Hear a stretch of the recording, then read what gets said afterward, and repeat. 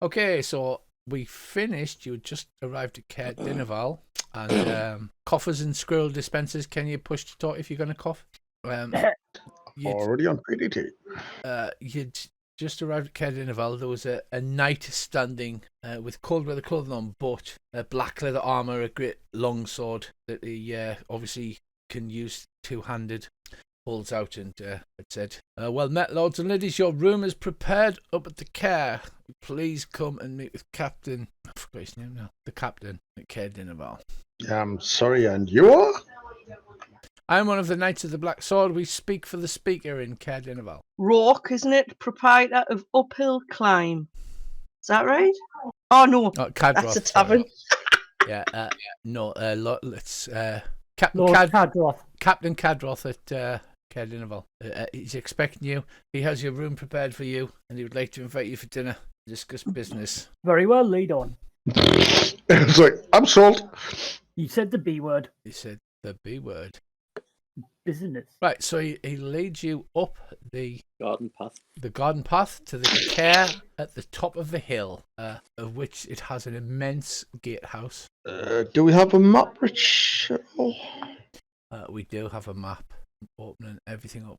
I got a James map and everything. Ooh. Yeah, I use posh like that. So, I need to jog it over, don't I? It doesn't help when you drink ice cold pop really quickly after doing an OnlyFans video on an ice lolly. And I hope my NPCs are visible, because it'd be kind of embarrassing if they're not. So let's share the map and we'll see what we can see. Can you see the Knight of the Black Sword in front of you? Oh, well, that's good. I've at least made some of them visible. Sorry, no, I can't see the knight. I can see the map. See the map, but no knight. With like 4 rows, two rectangular blocks, row circles, 2 spaces, row circles, that's 2 regular blocks. A great portcullis with 2 enormous doors, which he leads you into the courtyard, and can I make them all visible? That's the question. It's supposed to be totally visible. Right, so he leads you through this courtyard here, and you're met by another knight on the inside, who I'm showing is visible for some reason. That is South Papa. Oh no. Oh good. As I'm talking, I'll have to go through and try and make things visible. Apparently I did not do that. Can you see him yet? Yes, I can see a guy. And can you see another guy in the courtyard ahead? I can see another guy in the courtyard ahead. I can see a guy in the courtyard. Right, so he leads you into the courtyard and indicates there's 2 great doors directly ahead of you, and as you move into the courtyard through the killing zone of the portcullis and the double doors, you can see a shed to the right hand side of you, 2 great doors ahead, and several towers with small single doors.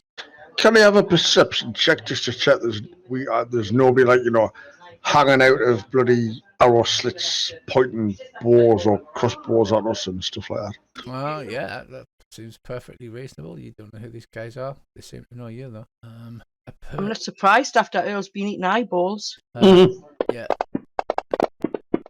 Yes, he says, yes, my lords, colloquially you're known as the Yeti folk, is that correct? We are the Wardenstay Knights, but people know us for the things we have done, not the names that we have taken. Everybody looks about, and there doesn't seem to be immediately anybody pointing bows at you or any kind of kind of trap or... I was going to say, can't do me Admiral Akbar impression. That's a trap! That's a trap. No, apparently I made some of the NPCs visible. Are they looking weirdly? Is Bob with you, by the way? Bob is with you. Yes. How are you going to explain Bob, who is... He hasn't been well. Yeah, he's not himself. He's been better. So are you going to explain what Bob is, or are you just going to leave it to be pleasantly surprised? Leave it to be pleasantly surprised. It might be best to explain. Yeah, because they might jump and try and attack Bob. That'd be the last thing to do. I'll look at the knight, give him a quick finger point and go, that's my servant. Nobody touches him. Very well, my lord. As you command. The other knight comes forward and he shouts over to the right, which looks like a kennel cross between a sled storage, and he shouts, Alisar, come out here, take the dogs and lock them up in the kennel. And a small boy comes out and he appears to be a Callum shite, which means he's quite quite a distance away from home. I'll turn round in my Calishite accent and say, "Far from home, are you not?" Yes, my lord, he says, and he looks down at the ground and averts his eyes. Why do you always end up Russian, Earl? I am not. This is not. This is not Russian. I do not know how. I thought Callum said to Australian. He's like, "All right, Cobber. It's Oh yeah, Bond, we're from Australia. it's Bonds are up here, my lord. It's But great to see you with these new cobbers we've never met before. Here's your shrimp. Where's your Barbie? yes, my lord. He says that's our stable lad. He'll take good care of the dogs. Isn't that right? He says with a sharp edge to his voice. And he says, "Yeah, my lord. Of course I will." Sir Knight, my apologies. I should have asked this earlier. We know little of this area and place. Why are we actually here? What is this place? Who is your lord? Right. One thing you did notice in your perception checks, Aisha and Ben, who did exceptionally well. You notice that the knight who's come to meet you is not covered in snow or a rime of frost. He doesn't seem to have been standing out in the snow very long, which would indicate to you that he perhaps knew you were coming and came out just to meet you specifically. Yeah, okay. He says, Captain Cadroth has commanded me to invite you for dinner, sir. I'm just following orders. I'm sure Captain Cadroth can answer any questions you have. Sir Knight, I am sure that you appreciate following your orders. However, I'm sure you would also not like to walk into a situation without any prior knowledge. We just need a little information. Who is your lord? What's the situation? What's happening? Okay, I'll tell you what. Give me a persuasion check, I think. Yeah, an open persuasion check. Get in. Oh, it's good. He says, well, my lord, not to speak out of turn, of course, chain of command and all that. The speaker had spoken to Captain Cadroth and said that you were coming. The soothsayer had spoken to Captain Cadroth and said you were coming. Captain Cadroth has been recruiting knights to deal with our mutual enemy. I'm afraid I can't say much more than that, but if you would accompany just through those doors there, that's the mess hall and everything will be explained. That is all I wanted to know, brave Sir Knight. Thank you for the information. He salutes and says, if you care, ladies and gentlemen, if you care to follow me. He opens the door And roll for an ish. And roll for initiative. The other knight salutes you and goes back to guard at the gate. They close both the gates with a hollow thunk as the heavy open doors. Target the demon looking shit between the doors and shoot it. What is that? The what?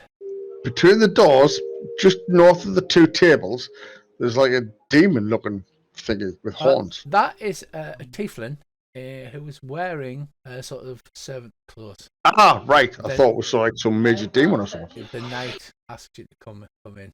In we go. He says, please make yourselves at home.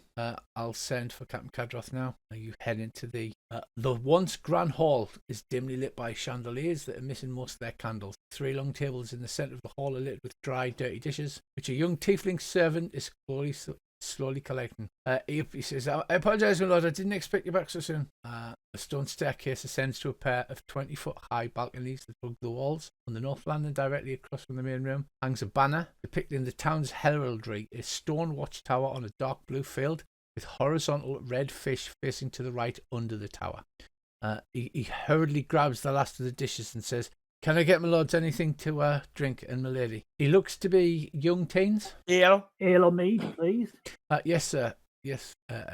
Is there anything else I can get the rest of you? He takes your orders and basically opens the door to the northeast, from which delicious smells of cooking come. And you also bizarrely hear the bleating of goats. Oh, in that case, large doner, extra chili, salad, chips.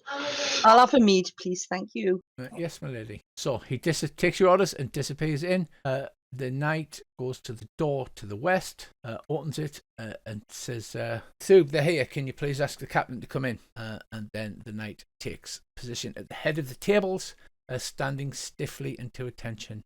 You can hear a door open, and then a minute or so later, in comes Captain Cadroth, who smiles as he comes in. I'm hoping you can see him because I'm going through all of the tokens trying to make them. If he's standing to attention, does that not hurt his codpiece? It does. He hasn't got them step ones on.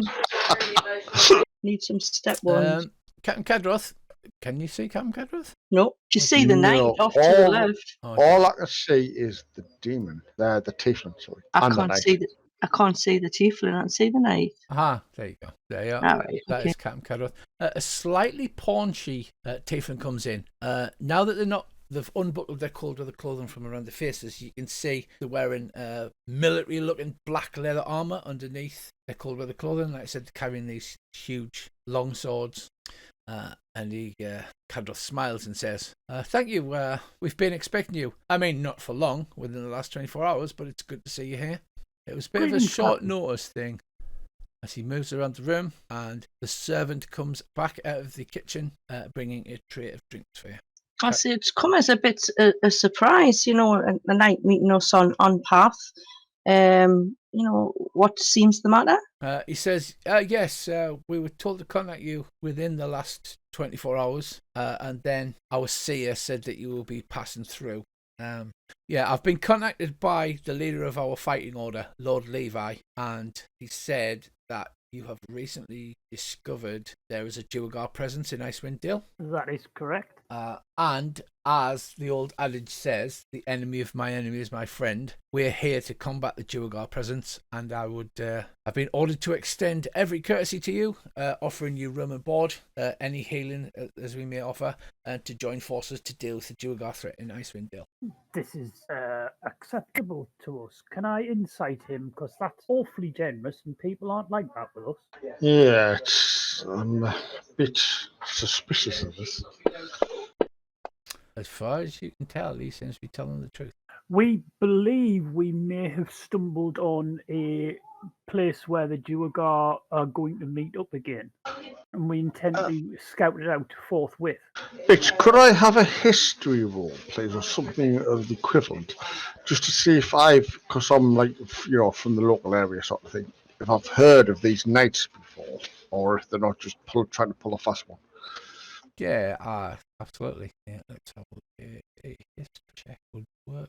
I can find Or a it. religion, or whatever's going to be more appropriate. There you go. So you do seem to remember that the Knights of the Black Sword are mentioned as an actual fighting order, but you don't remember any specifics about it. Okay, as long as Because actually your people were generally not interested in the orders of civilization. It was only after you left the tribe that you may have picked up a rumor. Yeah, that's fair enough. I was just wondering if the name existed and I knew about it, or if they've just plucked some random title out of the air and went, "Oh yeah, with the Knights of the Holy Hand Grenade" or whatever, and we're not trying to suck it at all. The knights that say, "Nee." Yeah, that is good. But yeah, you've heard of them, although you can't place your finger on it. He says, yes, so far our seer has been spot on with all of her reports. Apparently, however, she says she has an important prophecy she can only reveal when the slayers of the Yeti turn up. Now, she's never mentioned this until yesterday, but my guess is that you folks may be the slayers of the Yeti, whatever that There means. we go. Yeah, we did run into a Yeti and we did slay it. And edit. I did it, yeah. He looks at you with a little look of disgust on his face. Like I said, he's a little paunchy, and he says, is that not a bit gamey, shall we say? It's canny in a curry. On top of that, have you seen how little food there is out there these days? Yes, I have to admit that we were lucky to have what food that we managed to sequester away. Aye, like goats. Now you can do all sorts of things with goats. This is true. Mostly curry in our experience. Oh, In fact, we just about everything mostly ends in use the curry. goats for milk.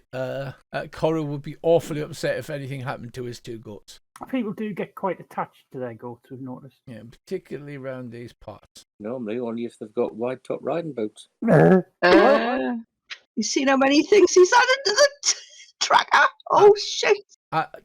It's because you'll notice the neutral, which means they're friendly. If that makes any Oh, sense. thank fuck for that. Yeah, that's why that's why they're yellow. But if I don't mark them as visible, you can't see them. So I'm trying to work out where I've gone wrong and which ones are visible and which ones are not.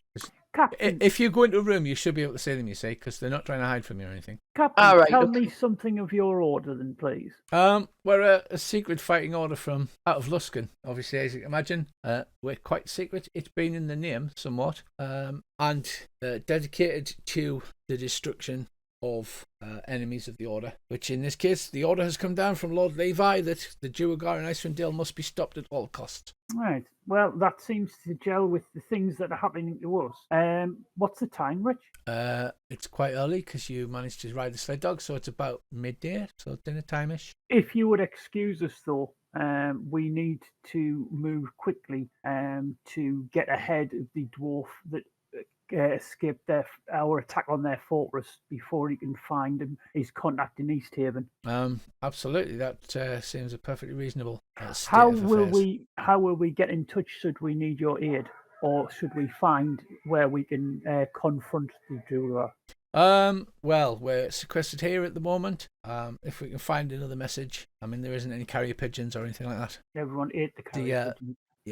The northeastern tower will be set out as a barracks room for you, so that you can stay here should you need to. The dogs and the sled can go in the kennels.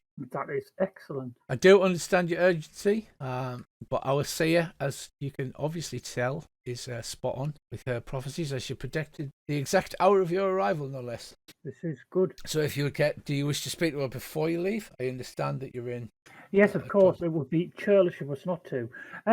What's Chardolin? I'm just going to ask that straight off the bat to see what his reaction is when I say it.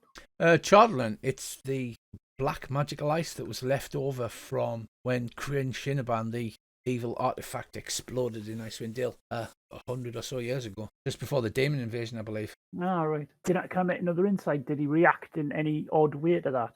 Simply because it's black, isn't it? It is black, yes. And they worship the black sword. And I'm like... No, the fighting order is called the Knights of the Black Sword. Yeah, that's what I mean. And so it's black, the black sword, and the Duergar are looking for it. So I figured they might be in competition rather than actual, you know what I mean? Right, from what you gather from your insight check, he maybe raised half an eyebrow as if he was surprised at the direct question, but he didn't seem to panic or tremble or anything like that. All right. Yes, we would very much like to meet the seer before we leave. Like the knight had said, apparently these guys are speaking for the speaker. That's how he introduced himself. All right. I thought the seer. Sorry, not the speaker. Yeah, the seer and the speaker. The seer is upstairs. If you were following me upstairs to the most dangerous upper castle level you will ever see, I shit you not. Do not slip. Funny you should say that, but that's how a baron just recently died. Right, because I'm going to move you onto the map. Okay, you're gonna love this. So he leads you up the stairs and round to the left to the second floor of Castle Dangerous. Is this where I need spider climb, is it? So he leads you here, and I promise you, when you see where on earth you're going, you'll be like, what the actual... There you go. You're literally clinging onto a 5-foot wide ledge overlooking the Great Hall. This does not seem like it passed health and safety records. That is all I'm saying. Captain, who was your mason? Because whoever he was, he wants bloody flogging. I think he was the firing tube in the Death Star. He says, well, this is not our castle. We didn't build it. The care has stood here for hundreds of years. In fact, quite some time ago, it was overrun by orcs, and the Northeastern Library is still burnt out. We're planning on renovating it, but we've only been sequestered here for about 2 months. Right, so he leads you to this incredibly dangerous walkway, and the door to the west, which opens to a short corridor, and you see a door to the north and a door to the south. He says the southern door is my bedroom. I wouldn't go in there, as there is a terrible monster in there. It will attack you upon entry. But the north door is the seer's room. Mine, his private life's his own. So he is there. Just haven't moved him from the other map. He knocks upon the door and says, Ethel to hear. A crotchety old voice says, send them in. The door opens and you are shown into a room with an immeasurably ancient dwarf lady. Just moving your tortons because it's a bit of a pain. If she'd been 27, I was going to tear her and walk back out of here. A chilly draught wafts through this bedroom despite a roaring fire in the hearth. Bundled under a thick quilt and seated in a squat rocking chair in front of the fire is a venerable dwarf with a wooden peg leg where her right foot should be. Next to her on a small table is a plate of food. "I've been dreading this moment," she says. Cadroth looks concerned and says, "But you did say to bring them to see you as soon as possible." And she says, "Yes, Sonny, I did.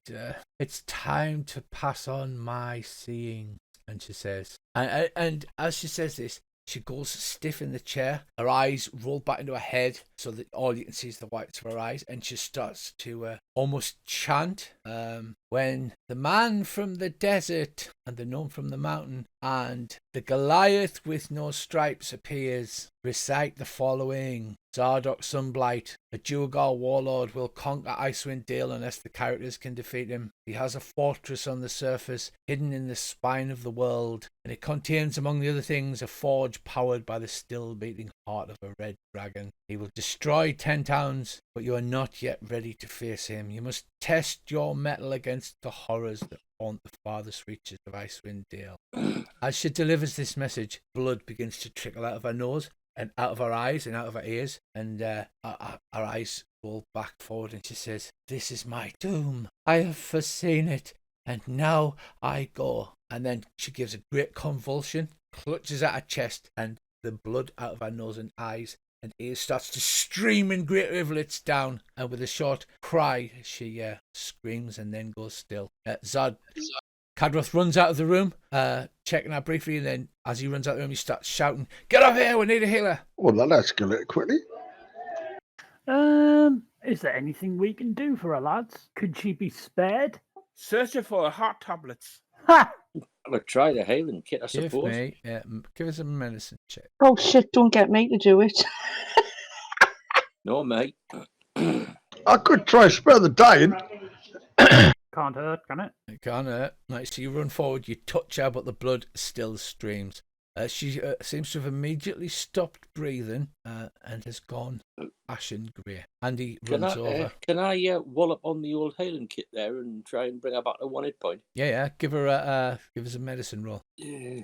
Right, hang on. Just let me find it. Right, you desperately run over, pull out your healing kit and apply what salves and bandages you can, but you realise that although you may be able to heal the body, a spirit has gone. It's an empty shell that lies before you, which is kind of disturbing because, this doesn't normally happen to NPCs. Suppose I better start rolling me bandages up again. Well, that was a waste of a bandage. Sardrot runs back into the room, accompanied by another one of his knights, a Templar this time, and they do attempt to give her first aid over the course of several minutes, but finally the Templar shrugs. Sardrot swears. "Damn it," he says. "She did keep saying that she'd foresaw her doom, but she was the thing that was keeping us informed on the Duergar movement in Icewind Dale, and now we're blind. This alliance between us is now more important than ever. Damn it!" And he swears and storms up and down the room, kicking chairs and things like that. What can you tell us of Zardoc Sunblight? Well, it's the first time I've heard his name. The tight-lipped old bitch, he says, looking at her. But all respect due, of course. Never mentioned it before. What I can tell you is there are several Duergar in the old inn on the other side of town. We know they're there. We've been keeping tabs on them. We've been hoping that somebody would contact them. We knew that there was some kind of fortress, but we weren't sure where it is. And we were hoping that Hethril would actually be able to scry for us. Obviously, she won't be doing that anymore. So our only lead is to keep an eye on the Duergar, and perhaps they'll either be contacted by somebody or they will send a message that we can track. Could just capture them. He says, "Well, in this, I've been ordered to give you full cooperation. We have the best torturer in Icewind Dale. If you want to drag them in, once they see a few of their fellows beheaded right in front of them, they'll probably start talking." Torturing them may not be necessary. Certainly not beheading them. But if you do not behead them, how do you know? How are they going to know that you mean business? Well, you could start by keeping them on the surface. I'm sure that'll make them quite uncomfortable. It's dark, as you can see. No, that is a very good point. We've had drow and other races, kobolds, other races that live in the Underdark come up. We should have kept that orb thing. Well, I've got my lantern. I can just shine the lantern in right in their face. Surely that would be. I know someone So who's got a after phone. them pronouncing them dead, he leads you back down into the main hall where you have your discussion. Unless you want to go in the other rooms or anything. No, what I was thinking then is we can either hit these Duergar or we can stream off ahead and then find if we catch the Duergar after he's higher up in the command structure and he might know more. Wait a minute, Richie. Before we go out this room, has she got any papers or books or anything in the room that might aid with? You have a look around. There doesn't seem to be anything like that. Apparently, being a sea is a bit like having Netflix. So she could just see around the world. I thought she might have left her a message though, like just for us sort of thing, you know. Well, you do have a look. You don't find anything that stands out. She's got a bag of knitting, and the food is untouched. Okay. So Kadroth says, that's up to you. Like I said, the only possibility we have is we know specifically that those Duergar are there. At some point, somebody will have to contact them with orders or whatever they're doing here. I don't know why they're in town. How many of them are there? Somewhere between 3 and 6 is my estimation. We can't obviously go in there unless we want to drag them all kicking and screaming out by their beards. Well, my idea, we go to where the sub-leader is going to flee to. If you keep an eye on these Duergar and follow them if they head off to, what's that, Eversham? Or Easthaven? Easthaven? Absolutely. And as he says this, coming in from the outside, he says, I was just talking about it. This is the greatest torturer in Icewind Dale, and standing in the doorway is this hulking half-orc with prominent tusks, massive muscles. And he says, Kalash! He says, sorry. And he stands to the side, and behind him is a little halfling guy in tweed with like little round glasses. And he says, Professor, come in. These are the gentlemen we were told about by the seer that perhaps may need your service. And he takes his little round rimmed glasses off, polishes them, and he's dead quiet and dead calm, but he's quiet and calm in that creepy, like serial killer kind of way. And he polishes his glasses, puts it back on. The little halfling walks forward and he says, it's a pleasure to meet you. As he looks up, I believe you may have some work for me later. It's quite likely we will be dragging someone kicking and screaming here quite soon, but it's important that he stays alive. Oh yes, he says, he'll stay alive for a very, very long time. I feel a shiver goes up my spine when he says that because it's very disturbing. Very well. Captain, we will take our leave so we can go and try and capture our quarry. Excellent. I've had the stable lad take care of the dogs. They've been fed. Obviously, I can see you've got plenty of supplies. If you do run short and you pass them, please free to call in. I'll get the cook here to help you in any way we can. The only problem is I don't have magical items or an unlimited treasury, but anything else I can put my soldier at your disposal. Any information we'll come across, we'll be happy to share with you. Thank you, Captain. We will do likewise. Very good. He salutes. I don't do the saluting business. I'm not a soldier. Notice these guys are all saluting, except for the professor. They're all saluting. They're all standing to attention at all times. When they're not talking to you directly, they're standing to attention. When they are talking to you, they're doing that military at ease pose where they've got their legs apart and they've got the hands behind the back. Oh dear. Well, militaries are useful. I say we press on as quickly as we can for Easthaven to try and get ahead of the dwarf. Yes, very good. And also, there's a few things going on in Easthaven that we may as well look into while we're there. We've got a lot of things on our plate, but our priority's got to be to hit Easthaven and then swing across all the way back to where we came from and hit that sea monster. They're our two priorities. Very good. So it's nice to finally meet you at last. I'm pleased to see that all of the Yeti rumours were vindicated. And the professor says, yes, you must be Corin. I would be most interested in comparing notes about dissecting the Yeti if you have time at some future point. And they take little rimless glasses. These round John Lennon glasses, polishes them and puts them back on. You're not called Pierpoint by any chance, are you? No, is it somebody that you're familiar with? You just bear a slight resemblance to him. Yes, I would be quite happy to share to share notes with you. And I've got a main recipe for Yeti curry. Excellent, he says. I do tend to have so many spare parts in my line of work. I had a nasty feeling you were going to say that. So, is there anything you want?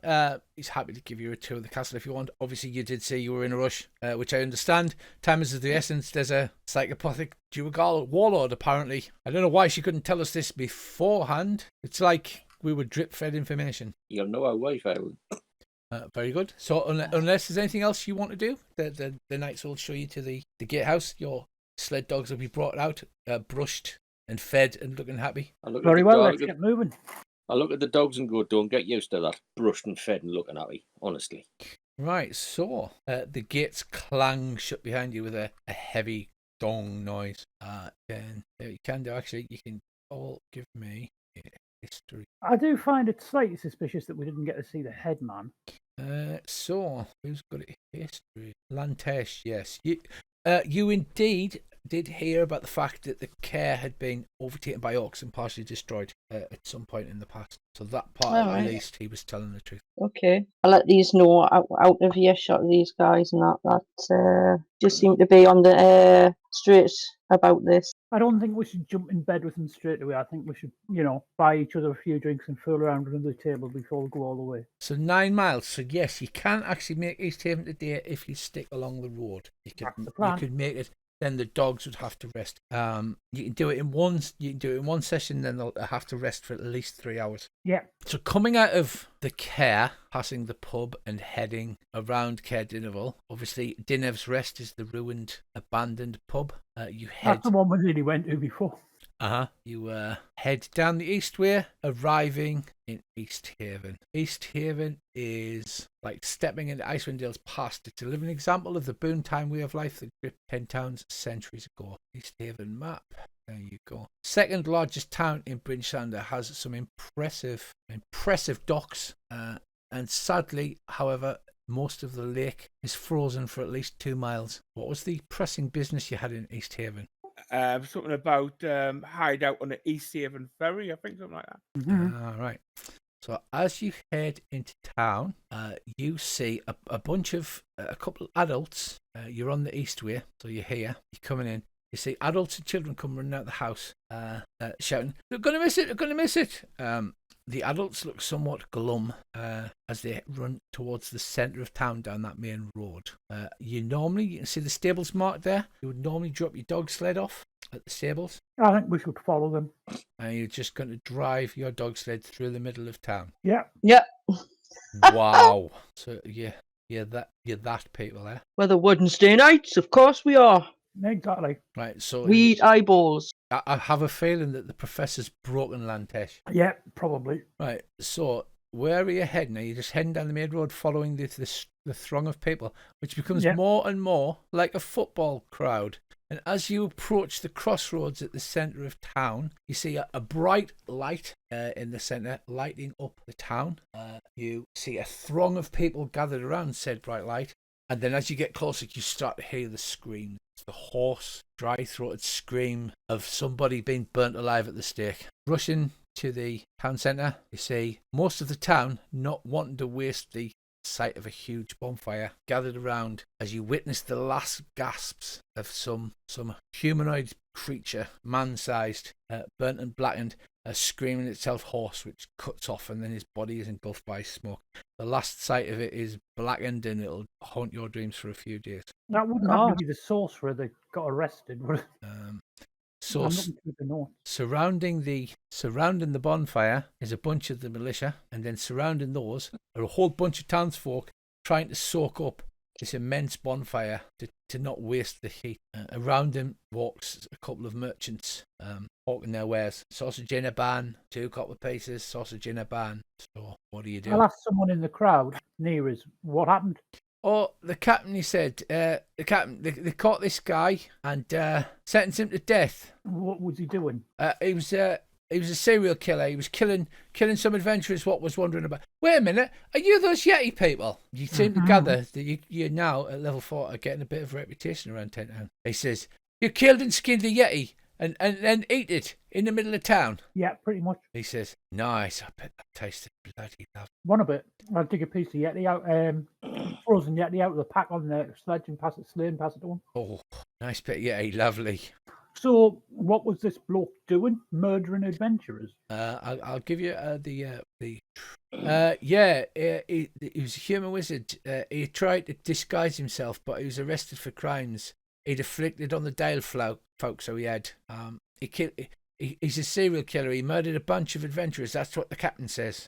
Where's the captain? The bloke looks about, sees the militia standing off to one side. You see a tall lady in colour of the clothing. She's wearing a captain's patch on the outside to make her visible. She's got nice fur lining around the inside, and she's wearing a fur hat, like those Russian type fur hats. He goes, that's the captain there, Captain Imdra. Ah, thank you, my friend.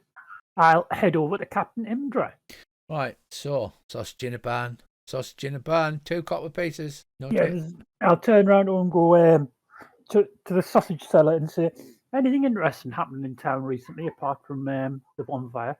He says, no, it's been very quiet other than the serial killer and fishermen what's been going missing. Other than that, never been anything. Oh, he says some of the fishermen they've been going out ice fishing, they ain't come back. He says, mind you, the drop in temperature that's happened, I'm not surprised. Ah, good to know. Thank you. I'll give him a silver piece and buy 5 sausage and buns for her. Lovely, he says. Cooting myself on that lovely big fire there. Great. Smoky, wizardy goodness. Right, just hold on a minor second. I'll go and walk over to Captain Indra. Right, what about the rest of you? Earl's going over to the captain. Are you guys watching this? Are you haven't partaken in sausage in a bun? Although Tracy has bought them for everybody, hasn't she?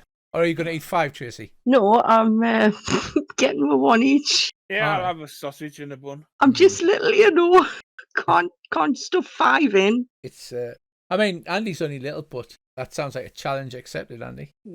Well, it does a bit. So, before we deal with Captain Imda, is anybody else doing anything? As you just rode into the centre of town, like cowboys. I asked some of the locals where's a nice place to stay around here. He says, oh, we've got a few places to stay around here, but the popular places are marked on the map, he says. Yeah, right. The white lady overlooks the ferry. Yeah, he says that's a theme pub. Now, that's not for everybody. The White Lady's at a ghost theme pub run by a crazy-ass halfling. Bob would fit in there.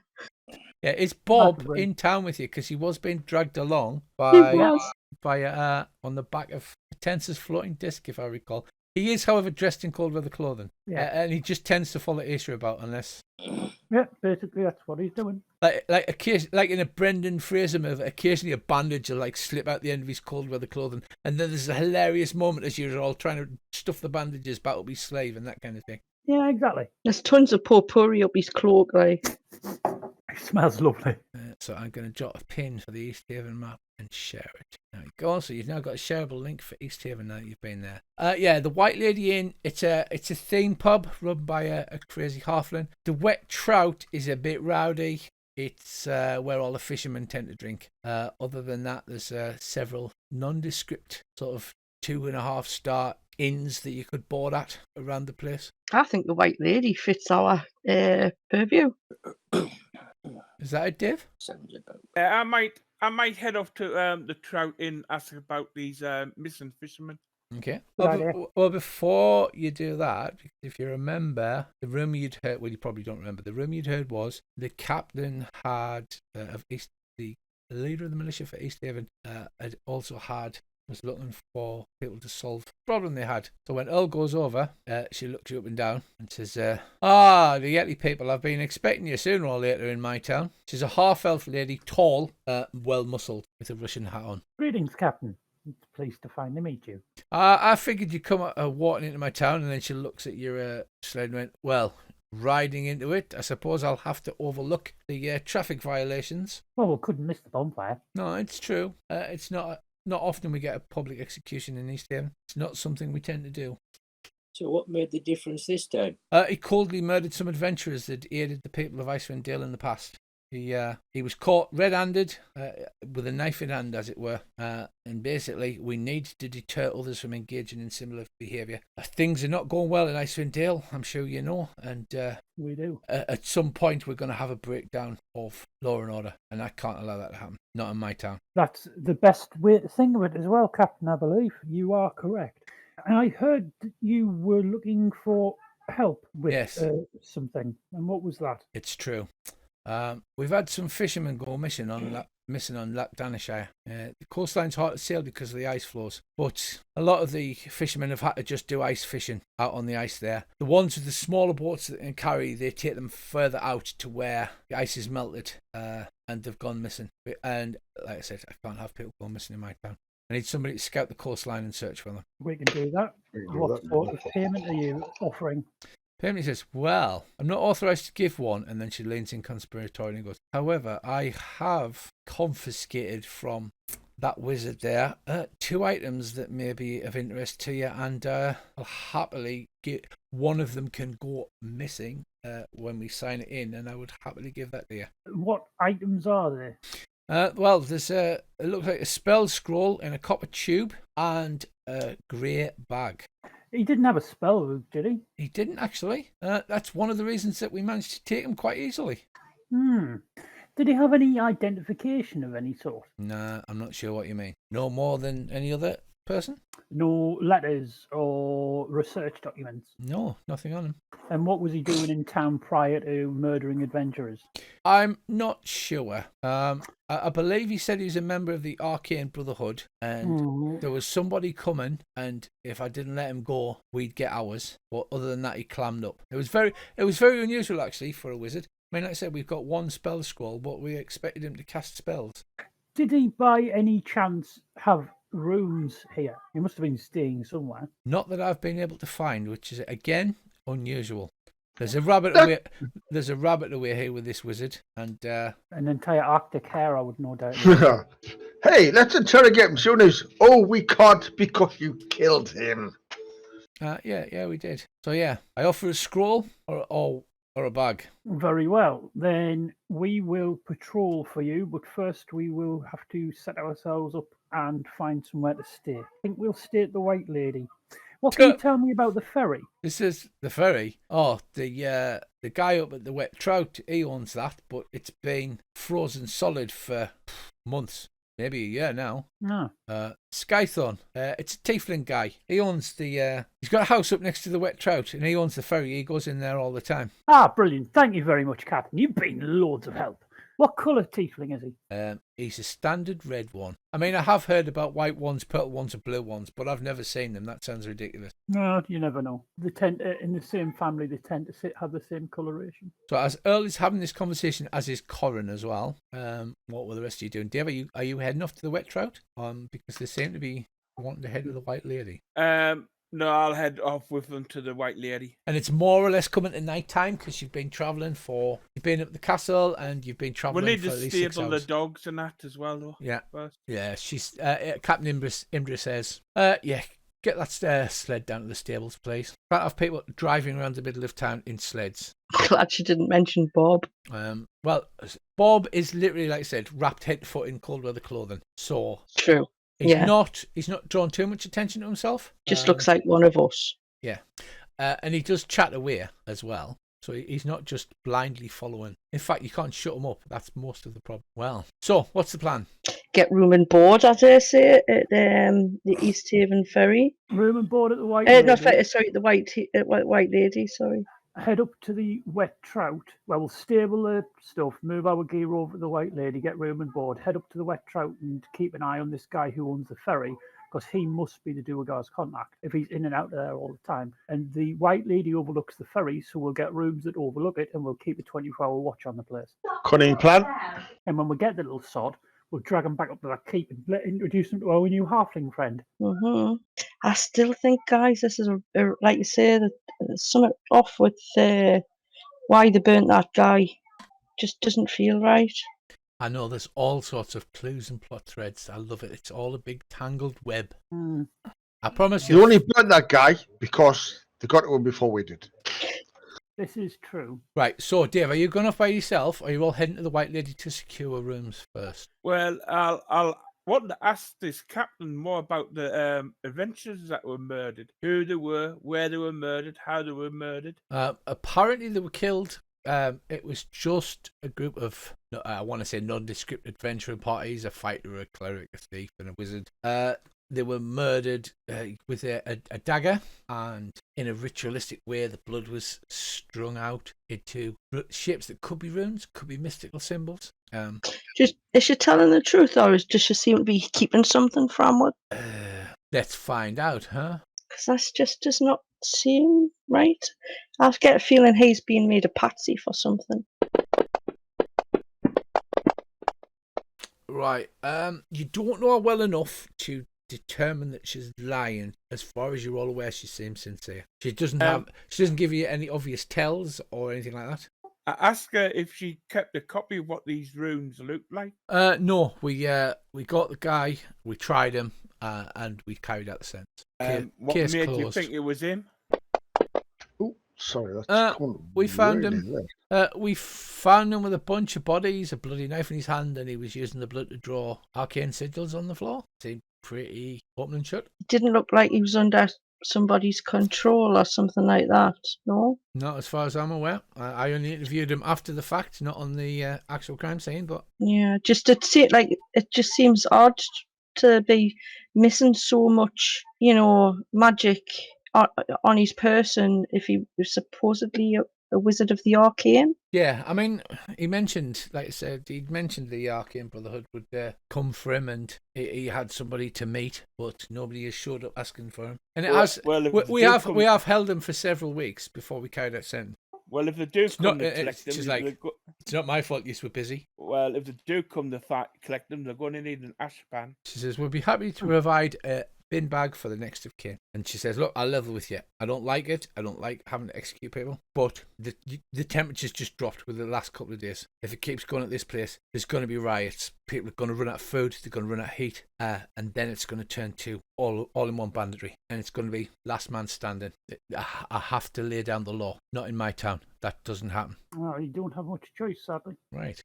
Will there be anything else? You need any further information on the reward or on... No, I don't think so. What exactly do you want us to do? Just patrol the riverfront until we find out what's killing these people? Well, each fisherman has his own patch. The ones that can't drag the boats drill the ice holes nearby the town.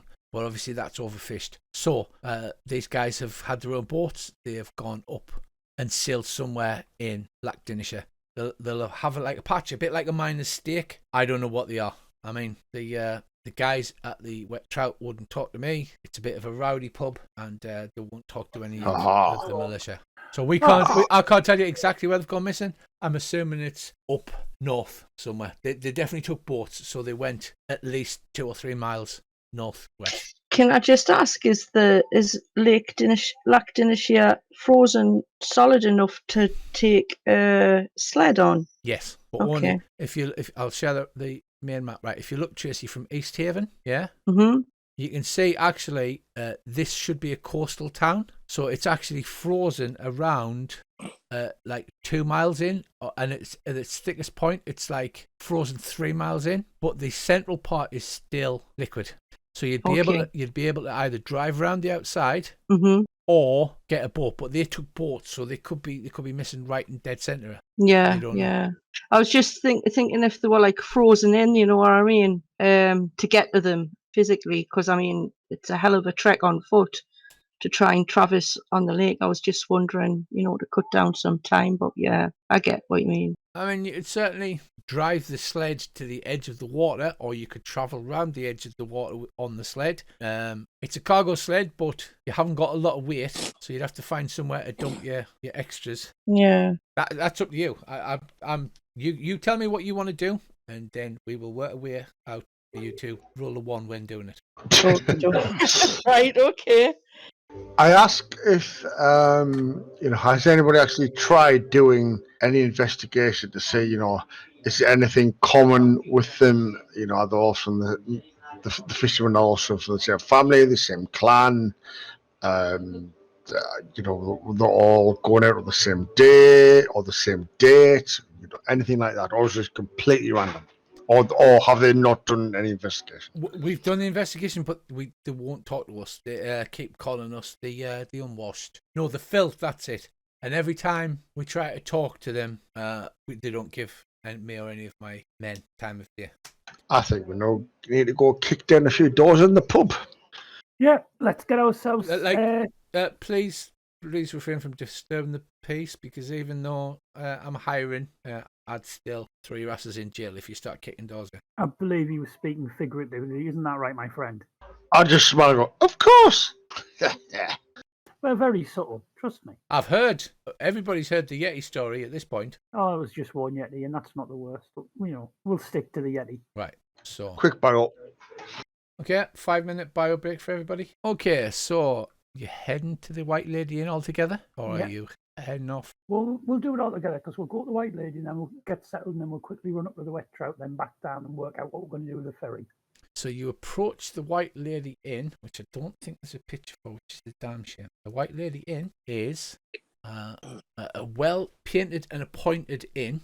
As you come round the front, you notice that it's all painted in black and white. The sign hanging on it is a picture of the lake in the background, and then a ghostly white figure of a lady imposed in front of it. And spooky Halloween writing. There's fake cobwebs up at the windows, and on the door of the inn it's got in Halloweeny writing, "Enter," and then it's got, "If you dare." Yeah, and go straight in. Pushing your way inside. It's a well lit inn, and inside is quite a lot of people. There's drapes, all sort of black and white drapes about the place. You see behind the bar is the list of drinks, and they've all got spooky names like the Orange Ghost and the Headless Horseman. The White Lady, of course, is the signature cocktail of the place. And out jumps a halfling. He's got a big smile on his face. He's got the black paint around his eyes, and he's got a hooded robe on. And he leaps out with the hood and he goes, "Welcome, I am Ronaldo. Welcome to the White Lady." Hello, Mr. Ronaldo. We would like some rooms for the night, preferably overlooking the bay. He says, "Overlooking the bay? I can do that for you. My prices are frightening." Upstairs, if you have them. Of course, he says. He seems a bit put back that you're not joining in the essence of the theme pub. I'll use prestidigitation and make him glow blue. No, glow red, like red smoky fire coming off him, and go, "Oh, that's terrifying." "Oh, I can feel the spirits. They're unquiet." I ask him if he can tell us the story about this White Lady. He says, "I'd be happy to. Please get a drink and come and join me at the table." You notice it's a round table. He goes, "This is our seance table." How much is it for one of those White Lady cocktails that you seem to be advertising? A silver piece. It's wine and several herbs and spices that gives it that kick. Oh, I'll have one of those. Sorry. That's okay. So they've met Ronaldo the Halfling in the theme pub, and Dave has asked him to tell the story. Ronaldo says, so you sit down with a drink, and he leans forward as if he's a practiced storyteller that's done this several times, and he says, "Let me tell you a horrifying story that might turn your eyes blue and your hair white." He says, "The White Lady, she's a ghost. She's rumoured to walk on Lactinishire, haunting the spot where her rich husband drowned." She says, "The White Lady's husband was a miser who kept his treasure in a heavy locked chest that never left his side. Perhaps it were this heavy chest that capsized his boat and sent the man to his sunken grave. Or perhaps it was the fright of seeing his dead wife reaching for him that caused him to capsize and drown. Either way, the man's treasure, it lies at the bottom of the lake, waiting for some intrepid explorer to find it." The guy behind the bar is an elderly gentleman. He obviously works behind the bar, as he's got an apron on and stuff, and you hear him go, "Fuck's sake," under his breath, and he says, He's obviously the gaffer. Then I'll go and talk to him. And he says, "And you might be in luck. tomorrow night I'm holding a seance to speak to the White Lady. Oh, But we'll be he up says for that. very, very obviously Ooh. elite clientele, obviously, for just the smallest donation of 2 silver pieces to get you in there. Yep, we'll all be there. Yep, never been to see Ask him if he's seen any Dugar around here. Jewagar, he says. It's not that kind of theme pub. There's an Underdark theme pub, I think, in Bryn Shander, but it's not. We're not that kind of establishment. I'm sorry. Oh, you mean actual Jewagar? I think there was one passed through a couple of years back. 10 Townsby, the place where those of all types, all creed, gender, and colour can mix together without any fear of prejudice. So, Tracy, you go over to the elderly guy behind the bar. Mm-hmm. He was the one that served you drinks. He's sort of humming to himself. He's got a bald pate and a large bushy beard. And he says, "Evening, my lady.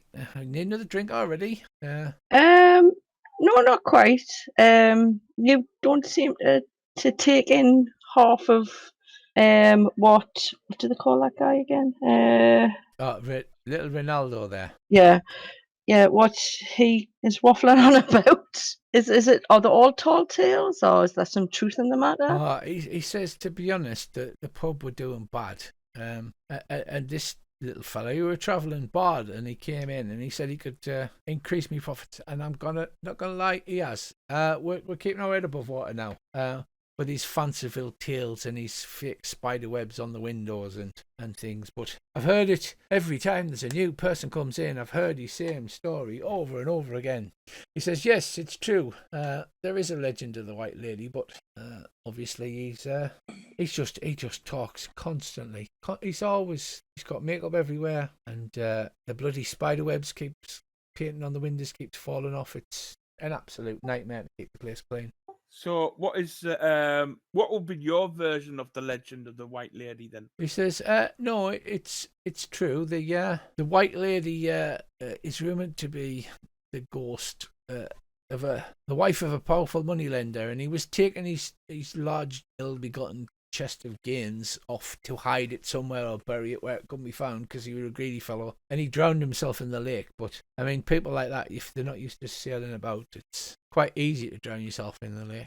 I'm looking quite forward to his seance that he proposes to have tomorrow night, because I do have prior experience with the spiritual. I've been there myself, and I know it exists. It's not just a fallacy. So it's not to be taken. It's not for the faint-hearted. Aye, well, if you believe in that sort of thing, I mean, I myself, I'm not a big believer in the spirit world. I've had the pleasure to speak to the great Lord Lathander myself. He looks, and you can see he gets a flicker in his eye, as if it's like, oh God, it's not another travelling bloody priest trying to. And he's like, aye. I'm not a priest. I'm not. I'm just seeing it as it is. Do you have a pamphlet perhaps that you want me to look through? Is that what's happening here? No. Just one. Do you have a personality test that I need to take, or No, not at all. But I'm just trying to shed a little bit warmth in hope. Oh, he says, wait a minute. You're the Yeti people, aren't you? Mm-hmm. Just shedding a little bit of light and hope in these bad times. I did hear you fought 10 Yetis in the street, and 4 buildings got burnt to the ground. It's a little bit exaggerated, but we did fight the Yeti. It was 12 buildings. He says, well, it'll be nice to have some famous folks staying at the bar. I'm sure that once word gets around, then it'll do my business no end of good. So you can have a cocktail on me. And he pours a White Lady, Tracy. Oh, thank you very much. That is so kind of you. This is terrifying. Why? Because we're famous and we're going to cock it off. We're going to be famous, and we're going to be famous for all the wrong reasons at some point. It's like, well, for a small fee of, say, like £5 a night, we could drag even more clientele in with the... Earl's like, right, I want to... Jason of our adventures. Yeah, I want to tell you that I've changed my skill of magic. It's now called merchandising. Yeah. Would you like to buy some action figures? No, it's would you like to buy some frozen Yeti? That's what Oh, you're yeah. selling. Right, so Actually, rooms are the rooms overlooking, if you want the upstairs ones, is the best rooms in the house because they're the ones that overlook the harbour and the frozen lake. So they're 2 GP a night, but you can get 2 people in one room. we'll do that. But first, let me see if I can't get us a bit of a discount. Oh God. I'll turn around to the barman and say, I've got an idea. What do you think of this? You do food, right? Aye, we do. Well, we have some Yeti meat with us that was from the Yeti we killed. Now, you could advertise that we're staying here and that you are offering Yeti steaks from that Yeti that was killed. Right. And in return, you could discount our rooms because we are quite poor because a lot of the things we do are for free. Well, he says, I mean, that does sound, if it would drum up business, it'd probably drum up more business than his seances with him knocking under the table with his knee and what have you. Well, I can give you £30 of Yeti. Holy crap. Okay. And I can license you a killer recipe for Yeti curry. Oh, he does a good Yeti curry. We've still got some. Hang on, I'll try I- out some frozen Yeti curry. Oh, Jesus Um, Christ.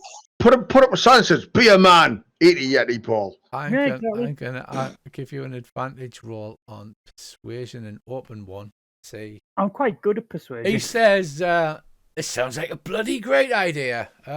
I tell you what, I'll give you half price on the room, so a gold piece between the two of you, and We should only need it for a couple of days, and you'll throw us in some leftovers. some Yeti curry. Aye, we've got a batch of spooky cookies, I think, and he looks under the counter, he pulls them out, and they're like iced cookies in the shape of ghosts, but like like kids drawn ghosts. Yeah, we're going to have them because we are just giant children, and also we are always continually on the cadge for weird foods. Isn't that right, Mr. Andrew? Maybe. As a GM, I thought of lured Andy in with the sausage in a bun, like. Wizard smoked sausage in a bun. Well, it's not the weirdest thing he's eaten recently, so you know. That is true. Well, we'll get our stuff up into our rooms, and I think we'll head to the Trout. Right. See if we can persuade the So local. by the time you've done all this, it's getting in dark, so it's nightish time. Will the Trout still be open? Oh yes, the Trout's still up. Well, we may as well head up there. Right. You head up to the Trout, the loudest and largest tavern in Easthaven, known for its ribald atmosphere and rumour-mongering. A great chimney squarely in the building centre has hearths on either side, the double common rooms. It's 2 stories high and it's like a T-shaped tavern. Right, lads, don't mention the Duergar because we think their contact might work here or be a local in here. Yeah. Find him. His name is Skythorn, so we need to keep an eye on him but not be overly conspicuous. Right, so pushing the door open to the Trout, the sign itself is actually carved in the shape of a giant trout dripping water with like a cartoonish smile on its face, and you push the double doors open, and it's a proper rambunctious tavern with if you imagine like an old west cowboy one in the films where they're playing on a honky-tonk piano, people are playing poker, there's lots of yeah and all that kind of thing going on, and you inside, it smells quite strongly of fish, as it apparently is the haunt of most of the fishermen of Kent House. Most of the tables are taken. Like I said, there's games of dominoes and games of poker going on in the various tables. Behind the bar is a large white dragonborn, and they're wearing a bar apron. Around their neck, they've got a leather thong and a six-pointed snowflake necklace on underneath. Walking round is a barmaid who looks hassled. She's a human with brown hair, quite buxom, and she's slapping away hands as several of the fishermen seem to be pinching at her bottom as she goes past. It looks like you could probably grab a table in the corner as the guy that's sitting there, it looks like he would have passed out in his cups, and just a slight nudge with your elbow and he would slide off and onto the floor. Right, that sounds like that's for us. Oops. Thunk. The patron slides onto the floor, and you sit at this rambunctious tavern, listening to people sing sea shanties. That's the main difference between that and a cowboy bar, is the singing sea shanties rather than Country and Western. country and western. Yeah. I'll keep my ears open to try and overhear conversations nearby and wait for the barmaid to come across. I take it it is service at the table. Oh, you're having a listen of rumours. Oh, and we're on table 2. I love rumours. I love table 2. Okay, Big no worries. To scary the ground shit. for this contact bloke we're after. Right, the bloke you're looking for is a tiefling. So, firstly, you're over here. Oh, did you hear that one? Oh. Right, the rumour you're over here is, did you hear what happened to that wizard we burnt earlier? You know why he did it? They say it was because he was a murderer. It's not. It's because he hired some 10-towners to help him fight a buried tower up north. And then they killed him to keep its location secret. Well, one of them told me where the tower was. I wouldn't go myself, but maybe there's something you'd like to explore. And the other one goes, you're talking shite. He's going, no, I swear to God, it's up north. There's a tower buried in the ice, and that's why they killed him. He's going, you're full of bloody wine, you are. And he's going, I swear to God, it's the truth. I'll wait till that guy's on his own. Then you knock him out, drag him off to the torture and go, find out everything he knows. And then, Get this one sorted. We'll have another one. Then in an hour. the music from Austin Powers, Dr. Evil. Da-da-da. Yeah, I watched that all the other week. Right, so there's that rumour as you listen. You scan the room looking for tieflings, presumably. So let's have a perception roll from everyone. And we'll have a group success or failure. Yes. Let's have a look at this. The group as a one seems to have passed their perception. Well, by the way, what have you done with Bob? We'll leave him in the White Lady. In your room? Yeah. Okay. If not, I'd probably be chatting up got people at the bar. Aye. Right, so I yes, like your costume. right over in the corner, you do see a tiefling, a red-skinned tiefling, apparently having an involved game of dominoes with a bunch of fishermen. Right, we'll just keep an eye on him. If that guy who was talking about the buried tower is ever alone, let us know. And I think we need to wait for the barmaid to come across because I need to ask her a question. Right, so the barmaid comes round. She looks tired. She has bruises where people have been pinching and slapping her. She says, lords, ladies, can I take your order, please? Yeah, we'll have pint of ale each or honey mead if you've got it. And is there a union for the fishermen here? A union? No, not such a thing around here, no. Guild? There is a fishing guild, yeah. Who's the leader? She says, that is Neva Furnister. She heads the fishing guild up. Okay, but might I ask why you need to know this? Yeah, I would like to speak to her. Is she in tonight? I know she's not in tonight. She'll probably be in tomorrow night, I think. She's having a hard time, apparently, what with them fishers going. And when she mentions the fishermen, you notice a bit of a scowl twists her mouth. Oh, what's wrong? And she says, Hey, I'll turn around and say, sit yourself down, I'll buy you a drink. And I'll stand she says, I can't, I'm on duty. The proprietor over there, she'd be very unhappy. Nimistra, she's harsh but fair, but I've been on my feet for 8 hours, if you get my meaning. I'll take 2 silver pieces out and I'll take 5 silver pieces out and hand them to her and say, well, that's for you. That's so your night's got brings more of a smile to your face. Is there anyone in here that high in the fishing guild? Not so much. It's not much of an official guild. They just pays their dues, really. It's not an organised thing. Not like over in Bryn Shander. But yeah, she says she's at work late because of there's another one of them fishermen gone missing. It's happening a lot, isn't it? Good, I say. I'm not wanting to gossip, you understand, and she leans in close. I'm not wanting to gossip, you understand, but what has gone missing, it might be better if the frost bitch takes them, if you get my meaning. Oh yeah, what was with that? What was their problem? And she says, well, it's a bit of a coincidence, but all of the ones that go missing, they're like Ned. Ned, he's got a wife and a young'un, and he used to finish his shift and come down and he'd spend all his money. And that wife and her young'un used to go hungry. And an old Tom, his missus, you couldn't see her. She had to stay downstairs. And when you did, she bumped her eye on the side of the cupboard, and she had a bright shiner, she said. But, Ah, see what you mean. So, fuck them. That's what I say. You're not wrong. Well, yeah, we'll pay her for the drinks, and I'll give her 5 silver for herself. Thanks you, she says. I'll put that in my savings. And then when the pass opens, I can get out of this bloody cold place and never come back. Maybe I can get a job down in Luskin. You want to get yourself down Calamashan, man, where there's some real sun and some nice sand. Oh, sand. Benidorm in Calamashan. That sounds nice. That. Yeah, lovely place. The islands of Ibiza, the Calamita. Yeah. I've just had an idea. What if this white lady is a real ghost, like say a banshee, who is beaten by her husband, and she's taking her revenge on other wife beaters? You could have a point there. You could have a point there. Well, that's What- why I wear a hat. No, I've got an idea. Right, what we'll do is we'll get Andy to beat up a barmaid, and then we'll drag him out onto the ice and leave him there. That's see what fine. happens. I'm in the room, you know. All right, sorry, Mr. Little Trouble. Just a plan, just now there. Right, we will just sit and nurse our drinks. And Nah, keep an but eye when here. the next fisherman pinches the Ross, then I'll go over and punch the lights out of him. Then we drag him out in the ice.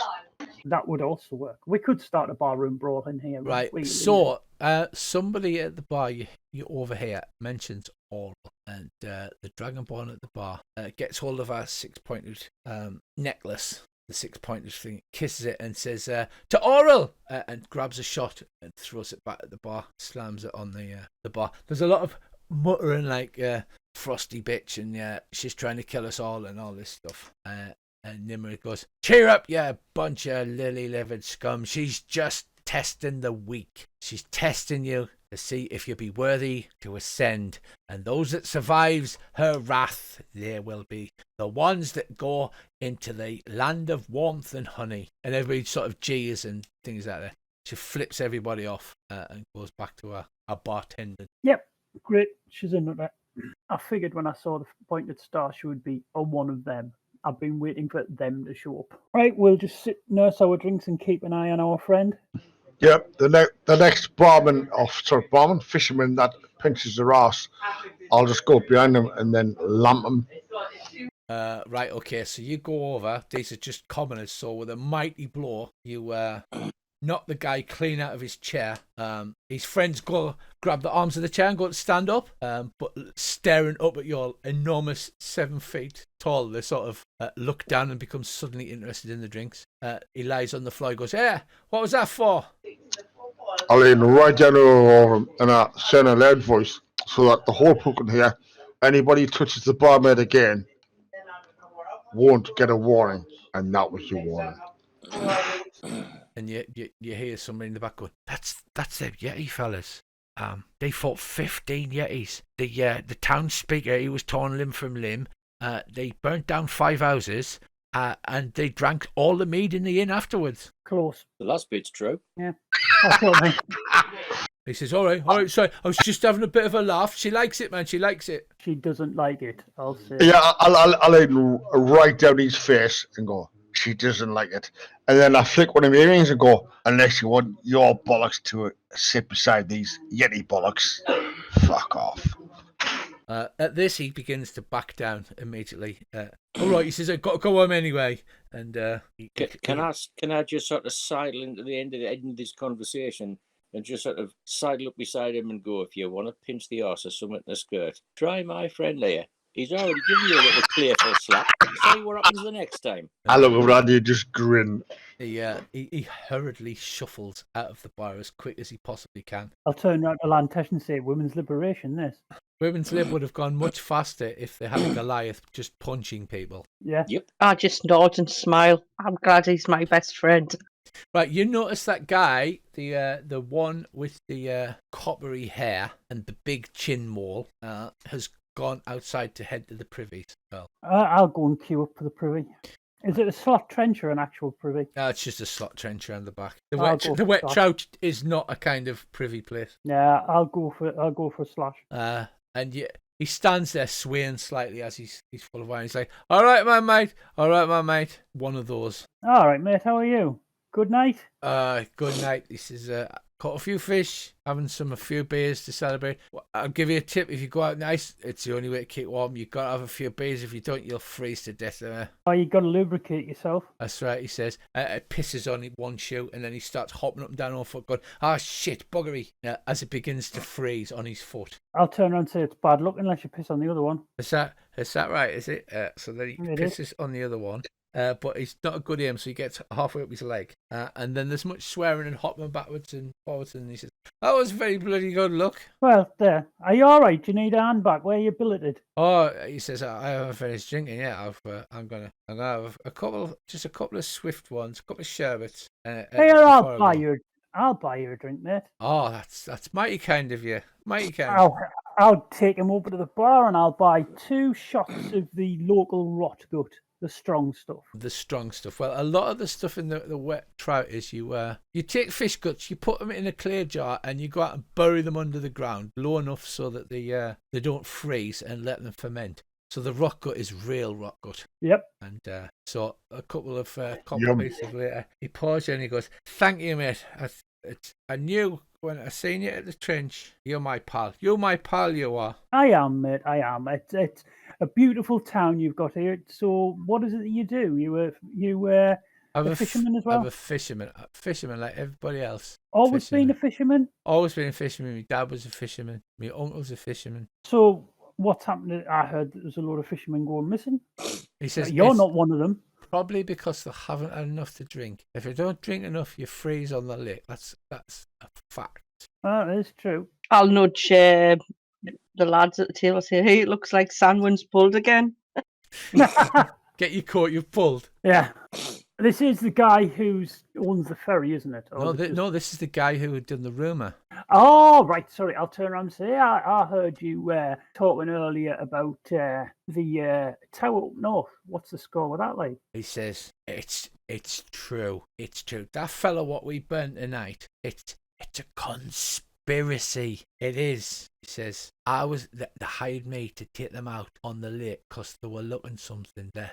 That wizard fella, he was doing some arcane measurements and looking at the stars through tubes and things. And they took no notice of me because they think I'm a bit thick, you see. And I'd had a few drinks, I'm not going to lie. And I heard them saying that once they got to the tower, they'd all be rich. And he took the measurements, and that frozen river, what runs out of town to the east, yeah, this is the guy had said you go all the way along to the east, past the first fork to the second fork, and it's on the big mountain directly north of that, the magic tower what they're looking for. And the wizard fella, he said, "Oh, once we all get there, you'll all be rich," he said. Which was strange. Not we'll all be rich, but you'll all be rich. And then the next thing I find is what he's cut them all up, and they're all dead apart from that wizard fella. And the wizard fella got killed by the town. Ah, you might be right. Could be some sort of deep conspiracy, some Illuminati shit. Because I think what was in that tower, that wizard, he didn't want to share with them other ones. Aye, could be. See, I knows. I mean, that kind of information's probably worth a drink to some fella or other, I would think. I'll hand him my drink. He drinks it down, smacks his gums together, goes, that's it. I think I better go home now. Because yeah, you said it was past the first fork to the second fork, and then what did you say? Straight north on the big hill. Ah, right. Okay. This is like, yeah, the river what runs to the east of town, the frozen river, all the way to the fork, and then straight north about 5 miles to the big hill. Okie doke. I'll thank him and pat him on the back and see him on his way and sit back down at the table. Apparently he knows where there's an underground frozen magical tower. It doesn't sound too far from here, but we've probably got a few things to do before we can do anything about that. Of course, no doubt it's something we'll end up having to do, as is our lot in life. The ferry master's still enjoying himself. But that is why, yeah, the ferry master wins the game, wins the round. He's like, gets a drink, rakes in the copper pieces that's on the table. Says, "Right, lads, I'm going to be going home soon. I'm just going to have a quick one at the bar. Thanks for giving us your money." He rakes all of these coppers together into a thing and then heads off to the bar to talk to the dragon. Right, I'll keep an ear out on the bar, see what he says. When he leaves, we'll head back. We'll be leaving head to the inn soon, if you know what I mean. It's in the same direction. Yeah. I wonder if he stays on the ferry. Right, so you head off to the bar. Is anybody else doing anything? Because Earl's talking again, and everybody else is just either punching people or... I'll start swapping stories about killing yetis with the to the local fishermen. Oh, he's the famous yeti killer. Get him some fish gut shots, and they enjoy your tales and to try to ply you with this awful fish gut wine. What The about... very thought of fish gut wine has me sitting quietly in the corner, nursing my pint, not attracting attention of anybody. Yeti. No, wasn't me. Wasn't there. You And it's like, I don't know what's worse, fish or guts. Aye. So what about you, Lantesh, as you're witnessing all of this? Oh, I'm just sitting beside these lot, making it just so I'm just keeping out of the way. Yeah, we've met a lot of NPCs tonight. Yeah, I'm just watching everything, watching everyone. Right, so you stride up to the bar, and the barmaid, the proprietor, the lady says, "Evening, back for another one already?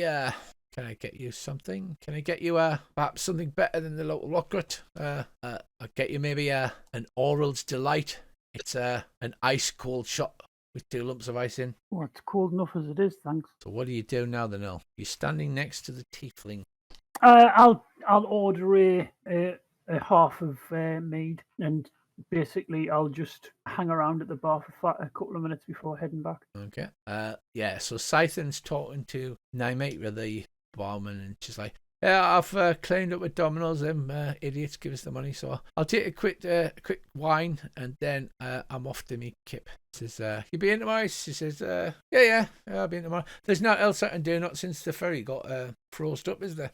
Take these idiots' Domino money and then spend it on drink. Oh, you're the ferry owner? Well, I'm the owner, yes. No, I used to be the operator, but now I'm the owner. Yeah, I was talking to some guys across the water, because they're a bit stuck without the ferry. Apparently, there's no tourists. Aye, the trade, it's gone to pot. What we need is some famous people like them Yeti folk to sort Oral out. About the Nymon's like, "Yay, Oral! She doesn't need sorting out. She's testing the week." And she's like, yes, we know. She's testing the week. Those that pass shall be glorious in her eyes. We heard it all before. Do you want to come to discuss this away from the bar? Yeah, why not? Come and have a sit down at our seat. So this tiefling heads over, pulls up a chair next to the party. "Evening, I'm just about to head home." Yeah, this is the guy who runs the ferry. I was just saying, across the water, they were saying, wouldn't it be a good idea if someone ran some sleighs across with tourists instead of using the boat? It's possible. Trouble is, it's kind of a specialised thing to drive a dog sled across ice. I wouldn't trust these drunken buggers to drive it across town. Yeah, good point. Well, I mean, He seems professionals. talkative and happy-go-lucky, not exactly what you'd expect from a dual glass spy. No, not exactly at all. He says, "You fellas new in town?" Yeah, we just came in yesterday. Came in today. Oh, he said you'd have caught the show earlier on than there. Yeah, someone getting torched. Aye. Apparently brought it on himself, going Aye. around murdering people. Killed a bunch of adventurers, I hear. Yeah, that's what I'd heard. Seems a bit weird though, doesn't it? Well, things are getting a bit tense down here in Easthaven, and the captain, she's a good sort. She looks out, but she's tough but fair. So I don't expect many people to be crossing her in this town, not for a while at least. No, that's true. Yeah, that's a question. What's happening with all these fishermen that go missing?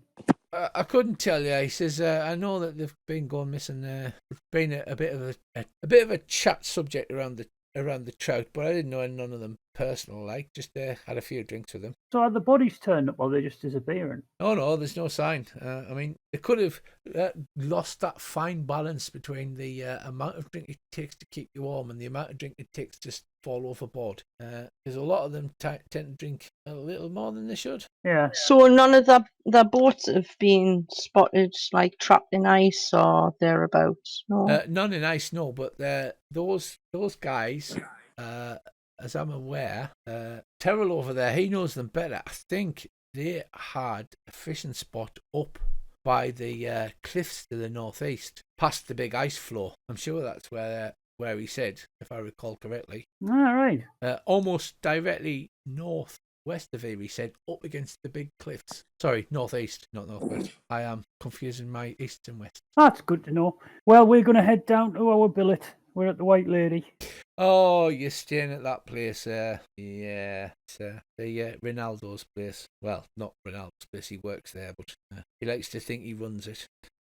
Seems a nice enough Seems store. a bit of a mess on just to have a few drinks, if you get me meaning. Well, yeah, but we're only in town for a couple of days, so Well, it's fun. very nice to meet you. You too, man.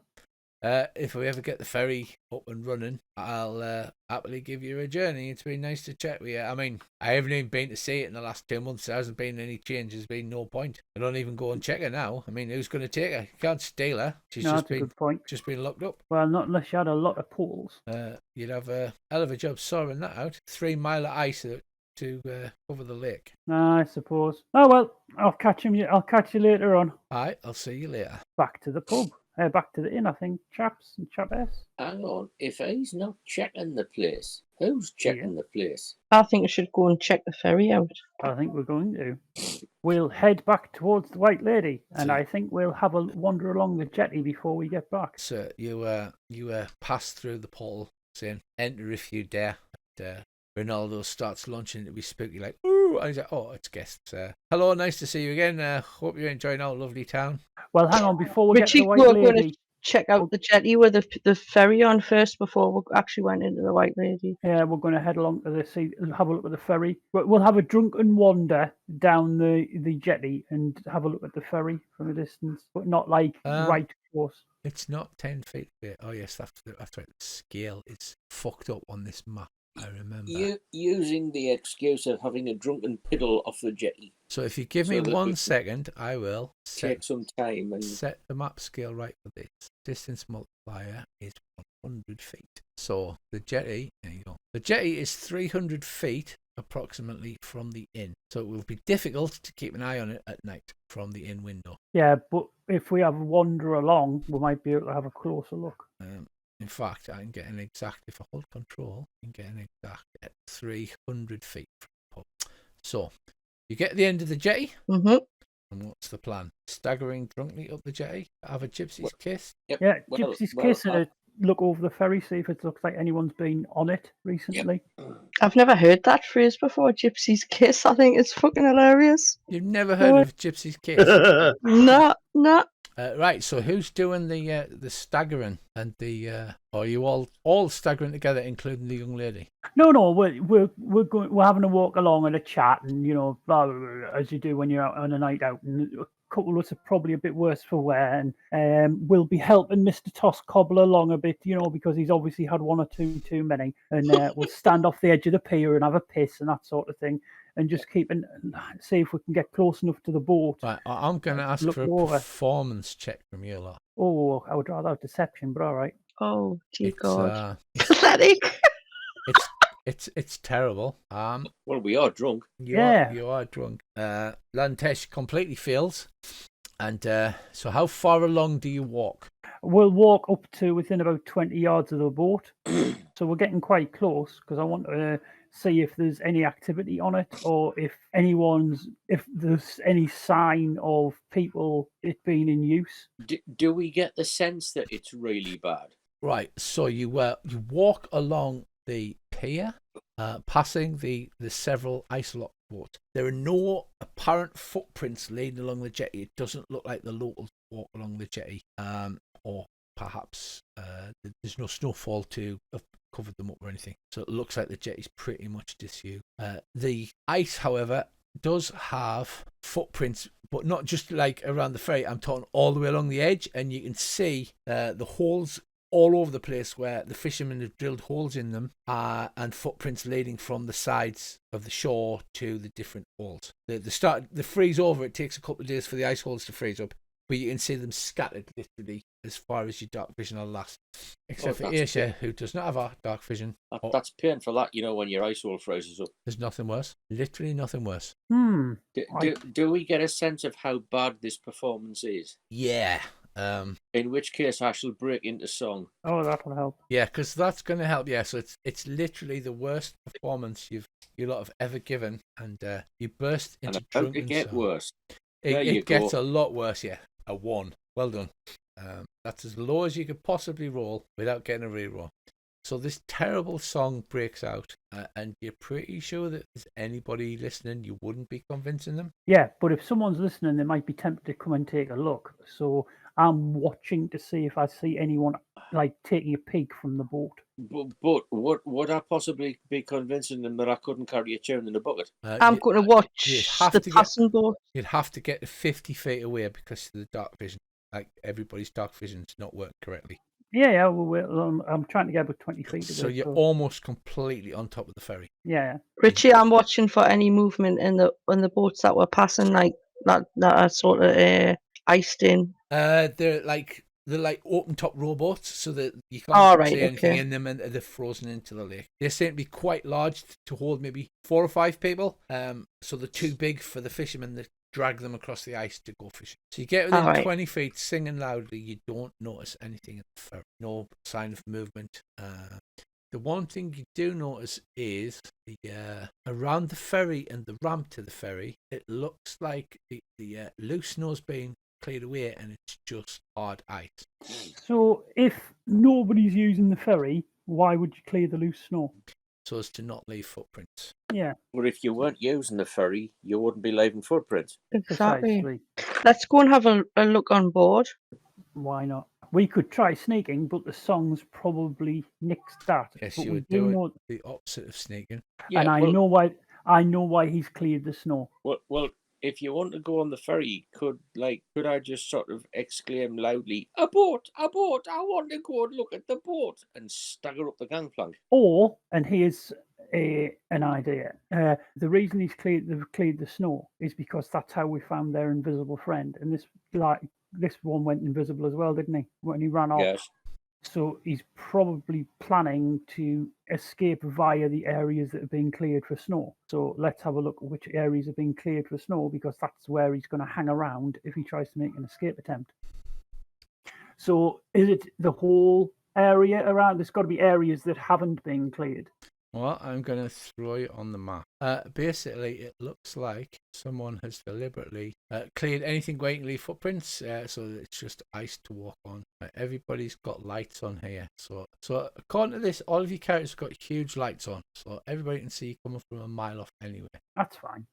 So Hang on. you've got the ferry. This narrow strip that you see on the map, you stand on the dark grey one, is the dock, and on the other side of the dock, the lighter grey to the east, is more ice. And the ice is covered in snow, I take it. Yes. And as you can see, there are holes in the ice where the people have been ice fishing. Or you maybe cannot see. I'm not sure. Yeah, I can see 3 holes. I'm not saying a word. There's a short gangplank that leads up onto the deck. There are several benches. And then at the back, there is a snow-covered cabin that apparently was locked up by the owner. I think we'll go and have a look at that. Just as well I've memorised knock. So Anybody remembers what was said in the letter? Yeah, in the letter it said, "Brother, you will find me at the frozen ferry in Easthaven. From the new base, the search for Shardland continues. Long way out farther rain over the stark land. Signed, Dearth." So we should be very careful here. They know we're coming, and they're probably going to try to escape, which means we need to think of some way to stop them getting past us. So the plan of watch the ferry and wait for the other guy to arrive has completely gone out of the window at this point then? It has, yes. Right, very well. So what do you do then? You're standing on the dock to the north of the Easthaven ferry, which is frozen into the lake. Well, we could always go back to the pub. Yeah, we could. But we can't see this from the pub, apparently. No, it's 300 feet away. Before I do anything, right, I'm going to hide underneath Aisha's kilt with my lovely new hat that I got some way back. And I'm going to cast my mage armor. By the way, her lovely new hat has a giant feather on the top. Oh, Oh, dear shaped thrills God. for Asia. It tickles. Right, cast me mage armor, because Okay. I don't know what's going to happen when we get near, if we do decide to go near that thing. Whatever it is, I'm sure it'll be fine because it always works out well for you. Well, Yeah. to me, there's 2 options. That whoever's coming to visit the ferry is either coming across the lake ice or coming down this jetty. So if we positioned ourselves at the far end of the jetty, like where the jetty starts, surely whoever's going to come down it is going to have to pass us, unless they're coming across the lake ice, in which case should a couple of us position ourselves on the actual lake ice. Trouble is, we'd need to be on watch constantly, and these guys can see in the dark and can also go invisible. Right, can I get a load of snow off the side? You know, the side that's got the snow layer on, Yes. and was sprinkle some snow around so that we can at least see any invisible people possibly pass on deck. Well, you haven't approached it yet. Are you approaching the ferry and then getting to the gangplank? Yes. And I say, And then could use scattering. some of the snow guys, and this might help. Right, At least, yeah. Singing loudly and doing the worst stealth raid ever. You stomp up to the boat, and then Lantesh scatters snow around the dock near the ramp. The deck is only 5 feet above the ramp, so it's not like a huge drop. Right, and I'll get some snow just for near when we get on board, just near as we get on board the ferry, just so that we can see anybody trying to leave via the ramp. Okay, so then what do you do? I'm going to sneak. I'm going to go. I'm going to do me. I'm going into stealth mode, and I'm going to creep up the ramp, and I'm going to go and have a little look on deck to see if I can see anything. Because down here I can't see a thing because I'm that short. That's true. Yes, you can, but the singing from 20 feet away and loudly proclaiming that you wanted to go on the boat has probably given the game away. I'm just joking about the stealth bit, but I'm going to go and have a look. Okay, well, you should be able to move up the ramp yourself where you wish to move to. So all you big brave folks, Lantesh heads up the ramp, making the Looney Tunes noise. Right, heading up on the ramp, you see the mast with the rigging, several benches that you could claim cover behind, a pair of large doors at the far end leading to the back cabin. I'll head there, then duck out the line of sight. You're going to bounce off the side of the boat? Oh, no, you didn't. When I'm there, I'll duck out the line. I'll crouch down because I'm going to go and I'm going to stealth, take an action next round to stealth and sneak forward. Right, the double doors itself has two large iron handles, and there's it looks like they may have had a padlock through them because there's a chain hanging off one, but there's no padlock on the chain. It's just as if the chain had been moved. And then Sandman attempts to stealth, which is always good for a laugh. Hey, I will one day pull this off. Yeah. I'm not terrible at it. I just can't make the dice roll. Right. So you step forward, you find a rotten plank, and with a loud crack, you put your foot through the plank. It goes down as far as your ankle. See what I mean? Guess what you rolled? I know. I am as stealthy as a bull in the the loud crack echoes in the eerie winter silence. The hole in the middle, is that the mast? That's the mast, yes. Right. How far is it distance-wise from where I am to the doors? 70 feet. Right. I'm gonna try and get a little bit closer. Okay. If you climb over the benches, the difficult terrain, so it costs 10 feet of them. All right, I was trying to go around them. Wait a minute. You can go around them, but then obviously, so you want to move up there. Salmon, are you moving forward as you pull your foot up out of the plank and look sheepishly about you? Okay, you move onto the boat and move into position behind the mast. The deck of the ferry has had the ice and snow cleared away, thus not to give any obvious sign of anybody there. Is there anybody there? Probably. I'll look to see if it's somebody's breath coming out of thin air. That's very clever. Okay, give me a perception roll then, I guess. No, gazing around in the dark, you don't see anybody's breath within the circle of torchlights around the party. And then everybody stops because you're afraid to act. I'm not, I'm still moving. I've moved up. So cautiously creeping forward loudly, but luckily, I don't know, are you still singing? No, I think we'll stop singing. It says there's a padlock. No, there's a chain that looked like it was the kind of chain you would loop through the two handles, but there's no padlock. There's just a chain there. It looks to you like somebody's removed it and carefully placed it to try and make it look like it's still locked up, but there's no actual lock holding the door. Oh, well, I'll open the door. Awesome. You open the door, and the other side, you are greeted by some giant dwarves who have been holding position and hurled javelins at you. Brilliant. Because you are the least sneakiest people in the entire universe, and they have been standing with prepared actions. I just need to add some shit to the pull the door shut. Combat tracker. If you give me a adding things to combat. They are already enlarged and they are standing at the ready with javelins. I think I'll just check their attacks and make sure they have got it. Do I recognise any of them? You can click the door to open it. Can't see anything. You mouse over it should change to open. No, I clicked it. I can see something. All right, okay, thank you. Right. Uh-oh. Yeah, lots of held action through javelin from enlarged dwarves. Do I recognise them? Any of them? None of these ones, no. I'll say quickly in Dwarven. Wait. We're looking for dearth. It's a hit. It's the Oh dear. the double damage one as well. Right, the first javelin zings in from Ossel, hits you, and if you have double off, who hurls his javelin at you. Misses, and then we have Alaska, who hurls his javelin at you as well. Shut the door again. That hits. Ow. 10 damage. Right, so that is their turns. Let's roll some initiative. And then you shout in Dwarvish, we're looking for such and such. It'll be dire as usual. Yes, I thought so. Flip. Right, round one. Earl has been skewered with a whole bunch of javelins and is heavily injured. Atlantis, you go first. Right, I'm going to cast sleep.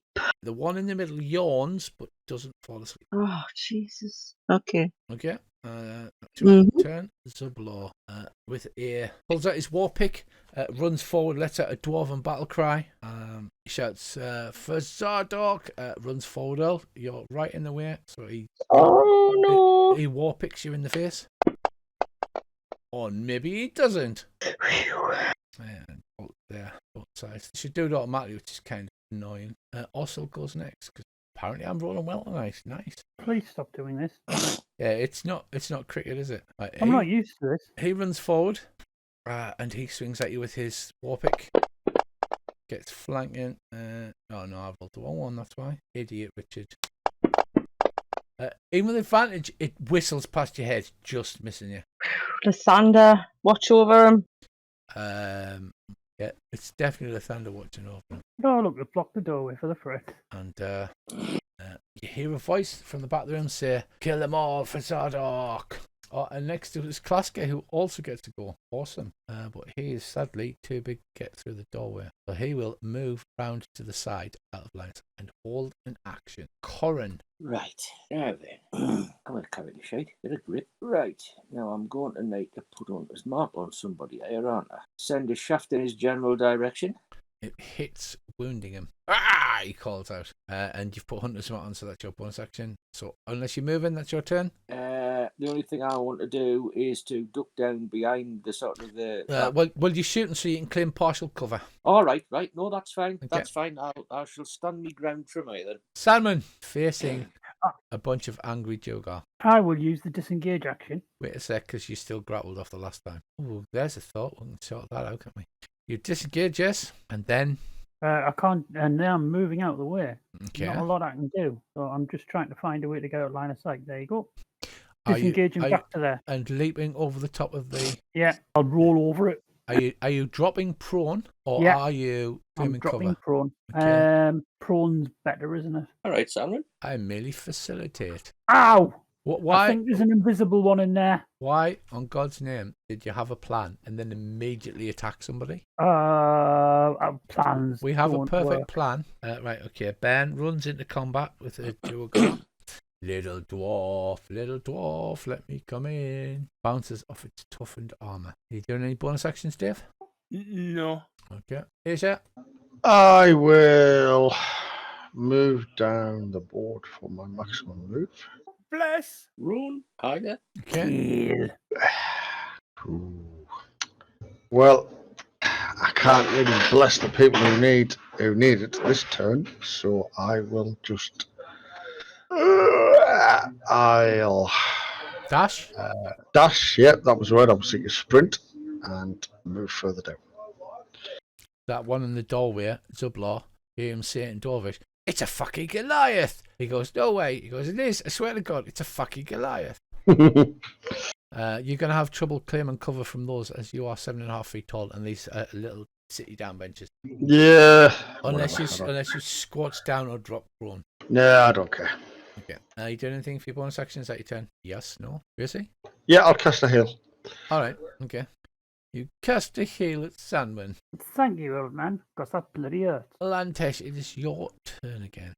You know, if I step forward 5 feet, would and then I wanted to retreat after doing an action, would he get an attack of opportunity, or is he engaged with No, you get an Ben? attack of opportunity. Even if he's engaged with Ben? Yes.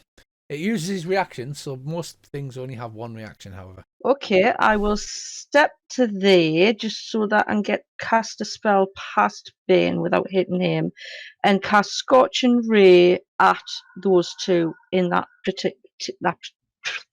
trajectory. I couldn't get the word out there. Okay, so if you do however many, roll to hit and then roll damage on each one at a time, because if you do a crit, it'll ignore the crit if you roll all your hits at once. Right, okay, I'll do it on the damaged one first. Okay, so... Oh, shit, I meant to chuck that on him, didn't I? Yeah. Like, lift it over? Well, you can actually drag it from the chat window and drop it on him afterwards. All right, okay. So just drag the 10 and drop it on his token, and it'll tell you whether it hits or not. See? Awesome.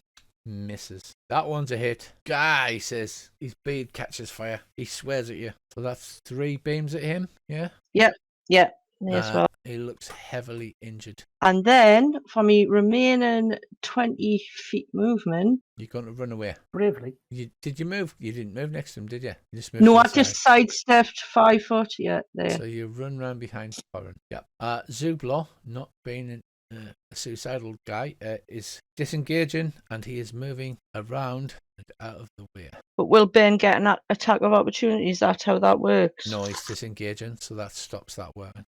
All right, then. So I have to press. Moves back and out of the way of you, Dave. Ossel steps forward and engages with Dave. A second giant dwarf steps out and takes a swing at you with his big war pick, Dave. Misses. Holds an action. And Klaska steps out on the other side of the door. A third giant dwarf and swings with his war pick. That's a hit. Bam, baby. A minor wound, Dave. A minor wound. Corin. Right.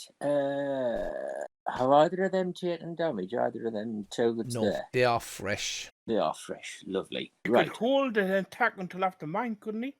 Yes. Can you do that? Yes, you have to say I'm making an attack action, but I'm holding, and then give a specific set of circumstances. So until somebody walks to the door, or until Dave's took an attack action, which means that whether Dave hits or misses, then you'll attack anyway. Right. Yeah, you need to move your toss as well, wouldn't you? Yes, I will, but it depends which one you're going to go for. Burning hands, mate. Burning hands and going for the both of them. Oh, me too. Right. Right. Well, in that case, right, how does this work? Can I take me bonus action now and then hold me main action for after Dave's done whatever he's doing?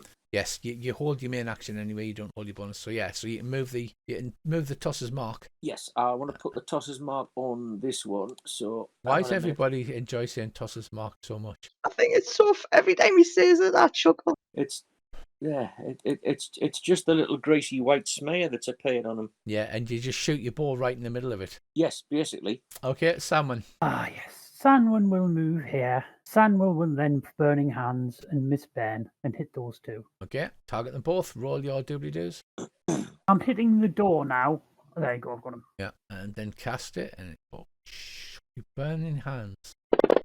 The wood around you smoulders. Oh, look at those new. First time I get to use the new saving throw markers. Right, so one is heavily wounded and one is just wounded. And then what are you doing, Al? Moving back.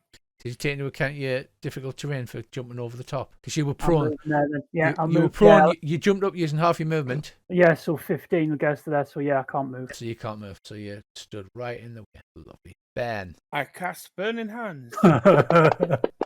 Do you sing Burning Ring of Fire when you do it? Oh, one of the giant dwarfs goes down. Do you imagine what this looks like? Just two guys walking forward, flame thrown out of their hands. Hello, boys. Your turn, Andy. There's only one still up. And as luck would have it, it's the one I was targeting. Yeah. So, Jolly huggy stick. So if you will forgive me, I shall just try and pop an arrow into him. That should do it. Oh, all the damage. oh yeah, arrow straight through the Duergar's eyeball, and he falls dead to the ground. There we go. Excellent. Jolly good. Well I don't done. believe we've got this cracked, Dave. Isha. Right. There's still some Okay. fucker in that room. I will move across I'm going to bed. to there, Mm-hmm. and I will target Davy and chuck him a heel. Chugga, chugga, chugga, chugga. Yeah, so he's a badass now, level 4 dudes. Right, you chuck him a heel. He feels a bit better. And for your main action? We need to either block or get them doors shut. Yeah, empty. I There's will an just invisible hold dude my in there. position there. Okay. Okay. New turn, Lantesh. Now, sleep it targets the area, not the person, so it has a good chance of hitting the invisible dude as well, doesn't it? Yes. What's that? 28. Yes, there's a loud thump as a large dwarf-like figure falls asleep. And for me remaining 10 foot of movement, I'm going to hide behind Sandwich. There we go. That's my turn. Okay. Right. Stublaw shrinks back down to normal size because he's asleep and can no longer concentrate. I assume it's a concentration thing. Actually, For no, sleep, no. He's no. just asleep. No. Oh, Alpha. enlarge. It doesn't say it's concentration actually because it's a racial ability. Yeah, I think he's just big. It just stays big. Okay. I'm also not sure about sleep putting injured creatures to sleep. I think it does, but I'm not 100% sure. I think it does too, but I hate it. I so, don't. you know, I don't think that is a sensible thing, to be honest. I'm not sure. I kind of like it because it allows players to take people captive, so it makes them not as murdery. But you know, Right, Dave, you hear swearing in Dwarvish, and then you see a tiny, the size of a mouse, Duergar, run across here, and then disappears out through the back of the ship. Is there a window or light there? No, there appears to be a tiny knothole. He's the size of a mouse. He's ran out of the back of the ship. He's disappeared. escaping out the back. I shout to the others. He shrank down to a mouse and he's out. He's out the back of the ship. Okay, well, that was his turn. Corin, Right. get him. Right, hang on a minute. you're leaping off the boat and onto the dock. Yep, and then I'm dashing. So just a minute. Can I have an athletics check from you, please? You can indeed. DC 10 athletics. You can indeed. This is where I go arse over tip and land flat on me face. Yes, it is. Athletics, you said? Yes. No, you leap over the rail, you land and slide on the ice, Yeah. but it's difficult terrain, so you've got to lose 5 feet, so you don't quite get that far. Right, that's fine. and You, then you just put us how far I've got.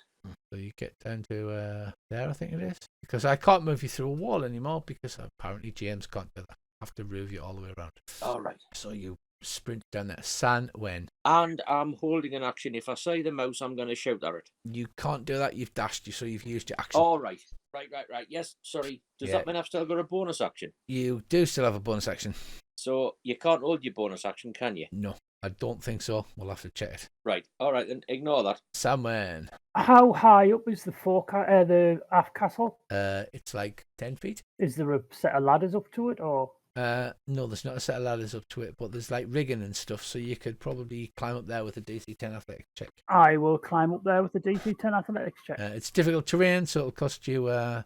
You'll just get to the edge basically. Yeah. Because you're climbing over the top of that. Go on, give us an athletics roll. Oh, you're going to make us roll it as well? Oh, Yeah, I am. I'm not going to make it. Right, so you get almost to the top, your hand slips, and you crash back down to the deck. Oh, yeah. I'm not going to make you take D6 damage though. Good GM, Ben. I'll climb down onto the ice. Okay. How much movement will that take? First, I need DC 10 athletics. It's 5 feet to move over, so it'll take 10 feet of movement if you're jumping down. If you're climbing down, 20. Yeah, so Dave jumps over and lands on the ice. Buggery. Now I have to move you. So how much have I got left then? So you've got 15 feet of movement left. But hold on, because I have to reapply the outside of the ship. There you go. As you jump down. 15 feet of movement left. All right. Any sign of that little bastard? Okay, you can't see him, so no. All right, Isha. Right. dashes and goes steaming straight through the after wall of the ship. So Sorry, not trying to put tempting. ideas in your head. So Ace has got a warhammer in one hand. His shield is strapped to his forearm with no arm, and he's got the torch mounted inside that shield on some kind of bracket. So you run in. Bam! And I smack the bastard. Okay, you automatically crit because he is unconscious on the floor. So roll to hit with advantage. Oops, forgot to press that. You hit. It's all right. Now you need to press the critical button on the modifiers at the bottom next to the dice. And then do your damage. Bam! You smash his face clean in and kill him outright. Sweet. Is that your turn? Do you shout, no prisoners? Because he was the one that was asleep on the floor. Yep. Okay. Actually, I shout no fucking prisoners. And then smash his face in. Then smash his face in, and then I look around to see if I can see anybody else, because I don't actually know if there's anybody left in the room. Can't see anybody left in the room, no. Okay, that neatly avoids me having to work out prisoners. Lantesh. Who's that? Is that Corin that's went over that side? Yes. On the dock, yes. I'll shout down to you. Can you see him? Not quite, but I think he's down the back of the ship. Okay, then.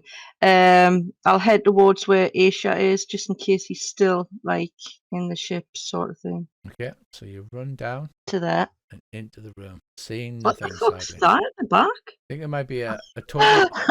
All right. A totem partially going through the boat. All right, so you don't say anything. Just a dead dwarf that was asleep that Aisha smashed his head in with his warhammer. Right.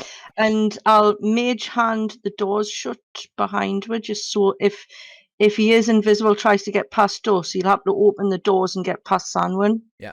Right, Andy, from around the corner of the ship, you see a giant dwarf with a bald head and a large furry pack. And he comes sprinting. And because he's so big, he just like steps up onto the dock right in front of you. Catches sight of you, but can't attack his turn. But he can't dash either. So he's heading straight across the ice. Look, be running across the other side. Corin. Hello, fucker. Right, well, I think in that case...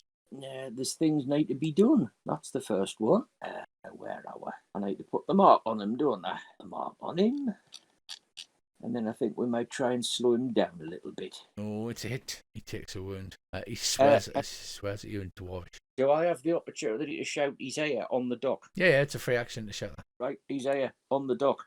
He's sitting on the dock of the bay. And I'm going to move to there, if I can. You can, yeah. Can I be sort of exactly in the middle, so however he tries to get past, he's going to run into me first? Oh, yeah. If you say what I mean. So he won't be able to just dive past us without engaging in melee. Absolutely. Will he be bleeding though, won't he? So will he leave a trail? He'll be bleeding dead by the time I'm finished. Off to the right, if you remember, is more ice and then the town. So all this bit here is ice, if you remember the picture of the dock I showed you. It's like an L shape. But what I mean is, if he wants to stay on the dock for a swift getaway... Yes, I get you. That is not a problem. Come on, then. Very well, Sanwen. I'll move to there. I acquire my target. Target locked. Burn. 35 feet away. I will cast Scorching Ray. Very good. For a change. That will be a crit. Why are you disadvantaged? Because you're still prone. I'm not. Oh, well, I shouldn't be. There you go. Right, so that's a crit. So you'll have to click the critical button at the bottom and then roll your damage. Ouchies. Heavily injured. Yeah. That's another crit. 2 crits in a row. Shit me. He is badly hurt. Well held, that man. Wow. And I will say it in Dwarven, lie down on the floor. I will turn you into a pillar of fire. Right, Ben. And since I speak Dwarvish, I'll go, he will, you know. He will. Fucking will. Ben. I move there. Okay. Are you wearing crampons? Nope. DC 10 athletics check, please, as the ice is very slippery and icy. He gives the double fingers up to the GM up in the sky and just runs around the corner. You see him now, Dave. Just like, fuck you, DM! I'm going to try and chromatic orb him. Okay. I saw what this to hit. Wow. The poor Dave's guy on fire. is... No, the dwarf's on fire. Oh, and what damage type, Dave? Fire. Blam. Right, so you cast fire, and he goes down in a pillar of fire as promised. He begins to burn along with all of the clues he's Get the carried, bag, and he Get the falls bag. dead to the ground at the end of combat. Can you I you shout, never "Get got to the use your bag." special ability on Andy. That's quite sad. Can I rush forward and grab the bag? You rush forward and grab the bag. Inside, I think there's a letter. If you hold on, I'll check for you. Tart. There's the usual As soon as stuff it's my turn. of... Yeah, what do you want to do? Because we're out of combat now. He's dead. He's Right, burned I to will a use crisp. prestidigitation to put him out. Andy can do that. You can just stamp on him. Do you want me to use the healer's kit to try and like stabilize them? You can't generally stabilize an NPC because they're not heroes per se. So unless they land on 0 hit points, they're just dead. Oh, fair enough. You guys are the hero guys. Right, so now I get to describe what was in it. In the cabin is 4 sleeping bags that you can see, as well as a bunch of other equipment. Can I detect magic? Yeah, it'll take 10 minutes unless you're using a spell slot. I don't think you've got it memorized anywhere. You've got a ritual, so it'll take you 10 minutes. Yeah, 10 minutes. I'll. So you basically start walking around the room, scattering salt and Yeah, I'll do that. drawing Yeah. runes on the floor in chalk, that kind of thing. So inside that room, and firstly is the sleeping bags and a bunch of random equipment, rations and Sorry to interrupt, Rich. Not Yes? rations, dog food. dog food. There he is. Yeah. So you run to the body, you have a look, and stuffed in his belt, he has a large ornate map. Well, I'll whip that out. It's on good quality hide. And are you taking a look, or are you just stuffing it in your bag?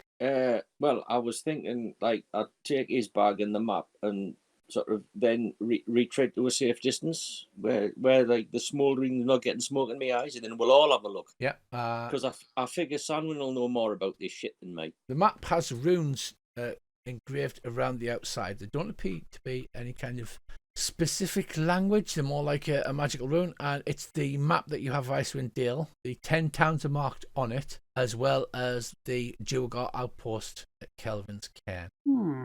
But he would know all that already, so why is he carrying it? Unless he was going to give it to somebody who didn't. Good point.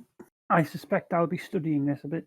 So, are you collecting the Duergar's equipment? Yes. Of yes. course. You're all right. What happens if you're killing a large Duergar? Does that mean you've got a giant-sized scale mill? No, the shrink on death, sadly. Right, okay. We already worked out how someone's tried to do that with golden armor before.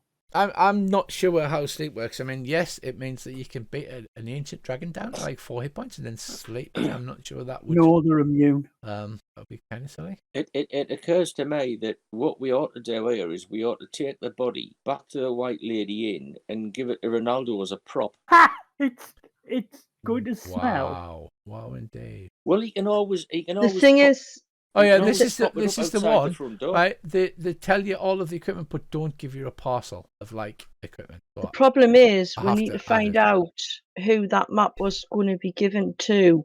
So I don't think we want to advertise too much about what we've done, that we've killed him and all this, because we need to flush out Fair who enough. it was intended for, if you know what I mean.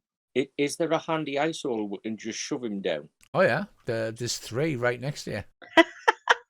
Champion. That Well, gets no, rid of the, I was gets rid going of to the say, corpse. no, you see, we were on our way back to the inn. We noticed movement on the dock. We'd just been speaking to the owner of the boat who said he hadn't checked it for months. While we were walking, we noticed someone had cleared out, so we went to check what was going on, and we were attacked flat-footed by a group of mercenary, evil Duergar. So we had to defend ourselves with the minimum amount of force necessary to keep ourselves safe, and unfortunately that resulted in them all getting turned into dead things. Yeah. So did anybody give it the sleeping quarters a damn good searching then? Yeah, I'm busy doing it now, and I'm doing it with going over it with me detect magic. Me and Isha's there.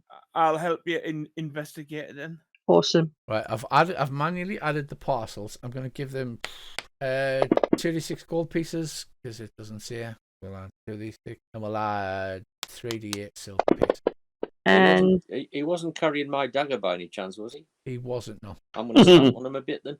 the sleeping quarters, Ben's given us a hand to investigate. Can I get a roll with advantage? Yeah, I'm just. Get it, darling. Thank you.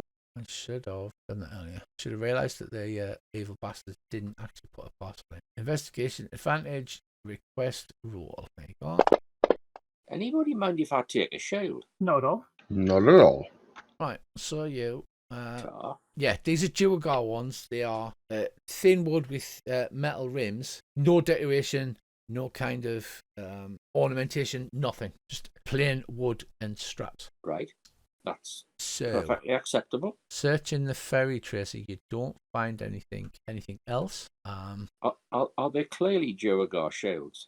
No, they're just very. Oh, They're right. they're a weapon of war. They're not a weapon of like decoration, like a knight would decorate his shield to let you know who he is. All right, so it's not like other people will know where I got it. No. That's all right. You don't find anything else magical, and only this well map. The easthaven. And did you say that what detects as magic? The map, yeah. No, All right.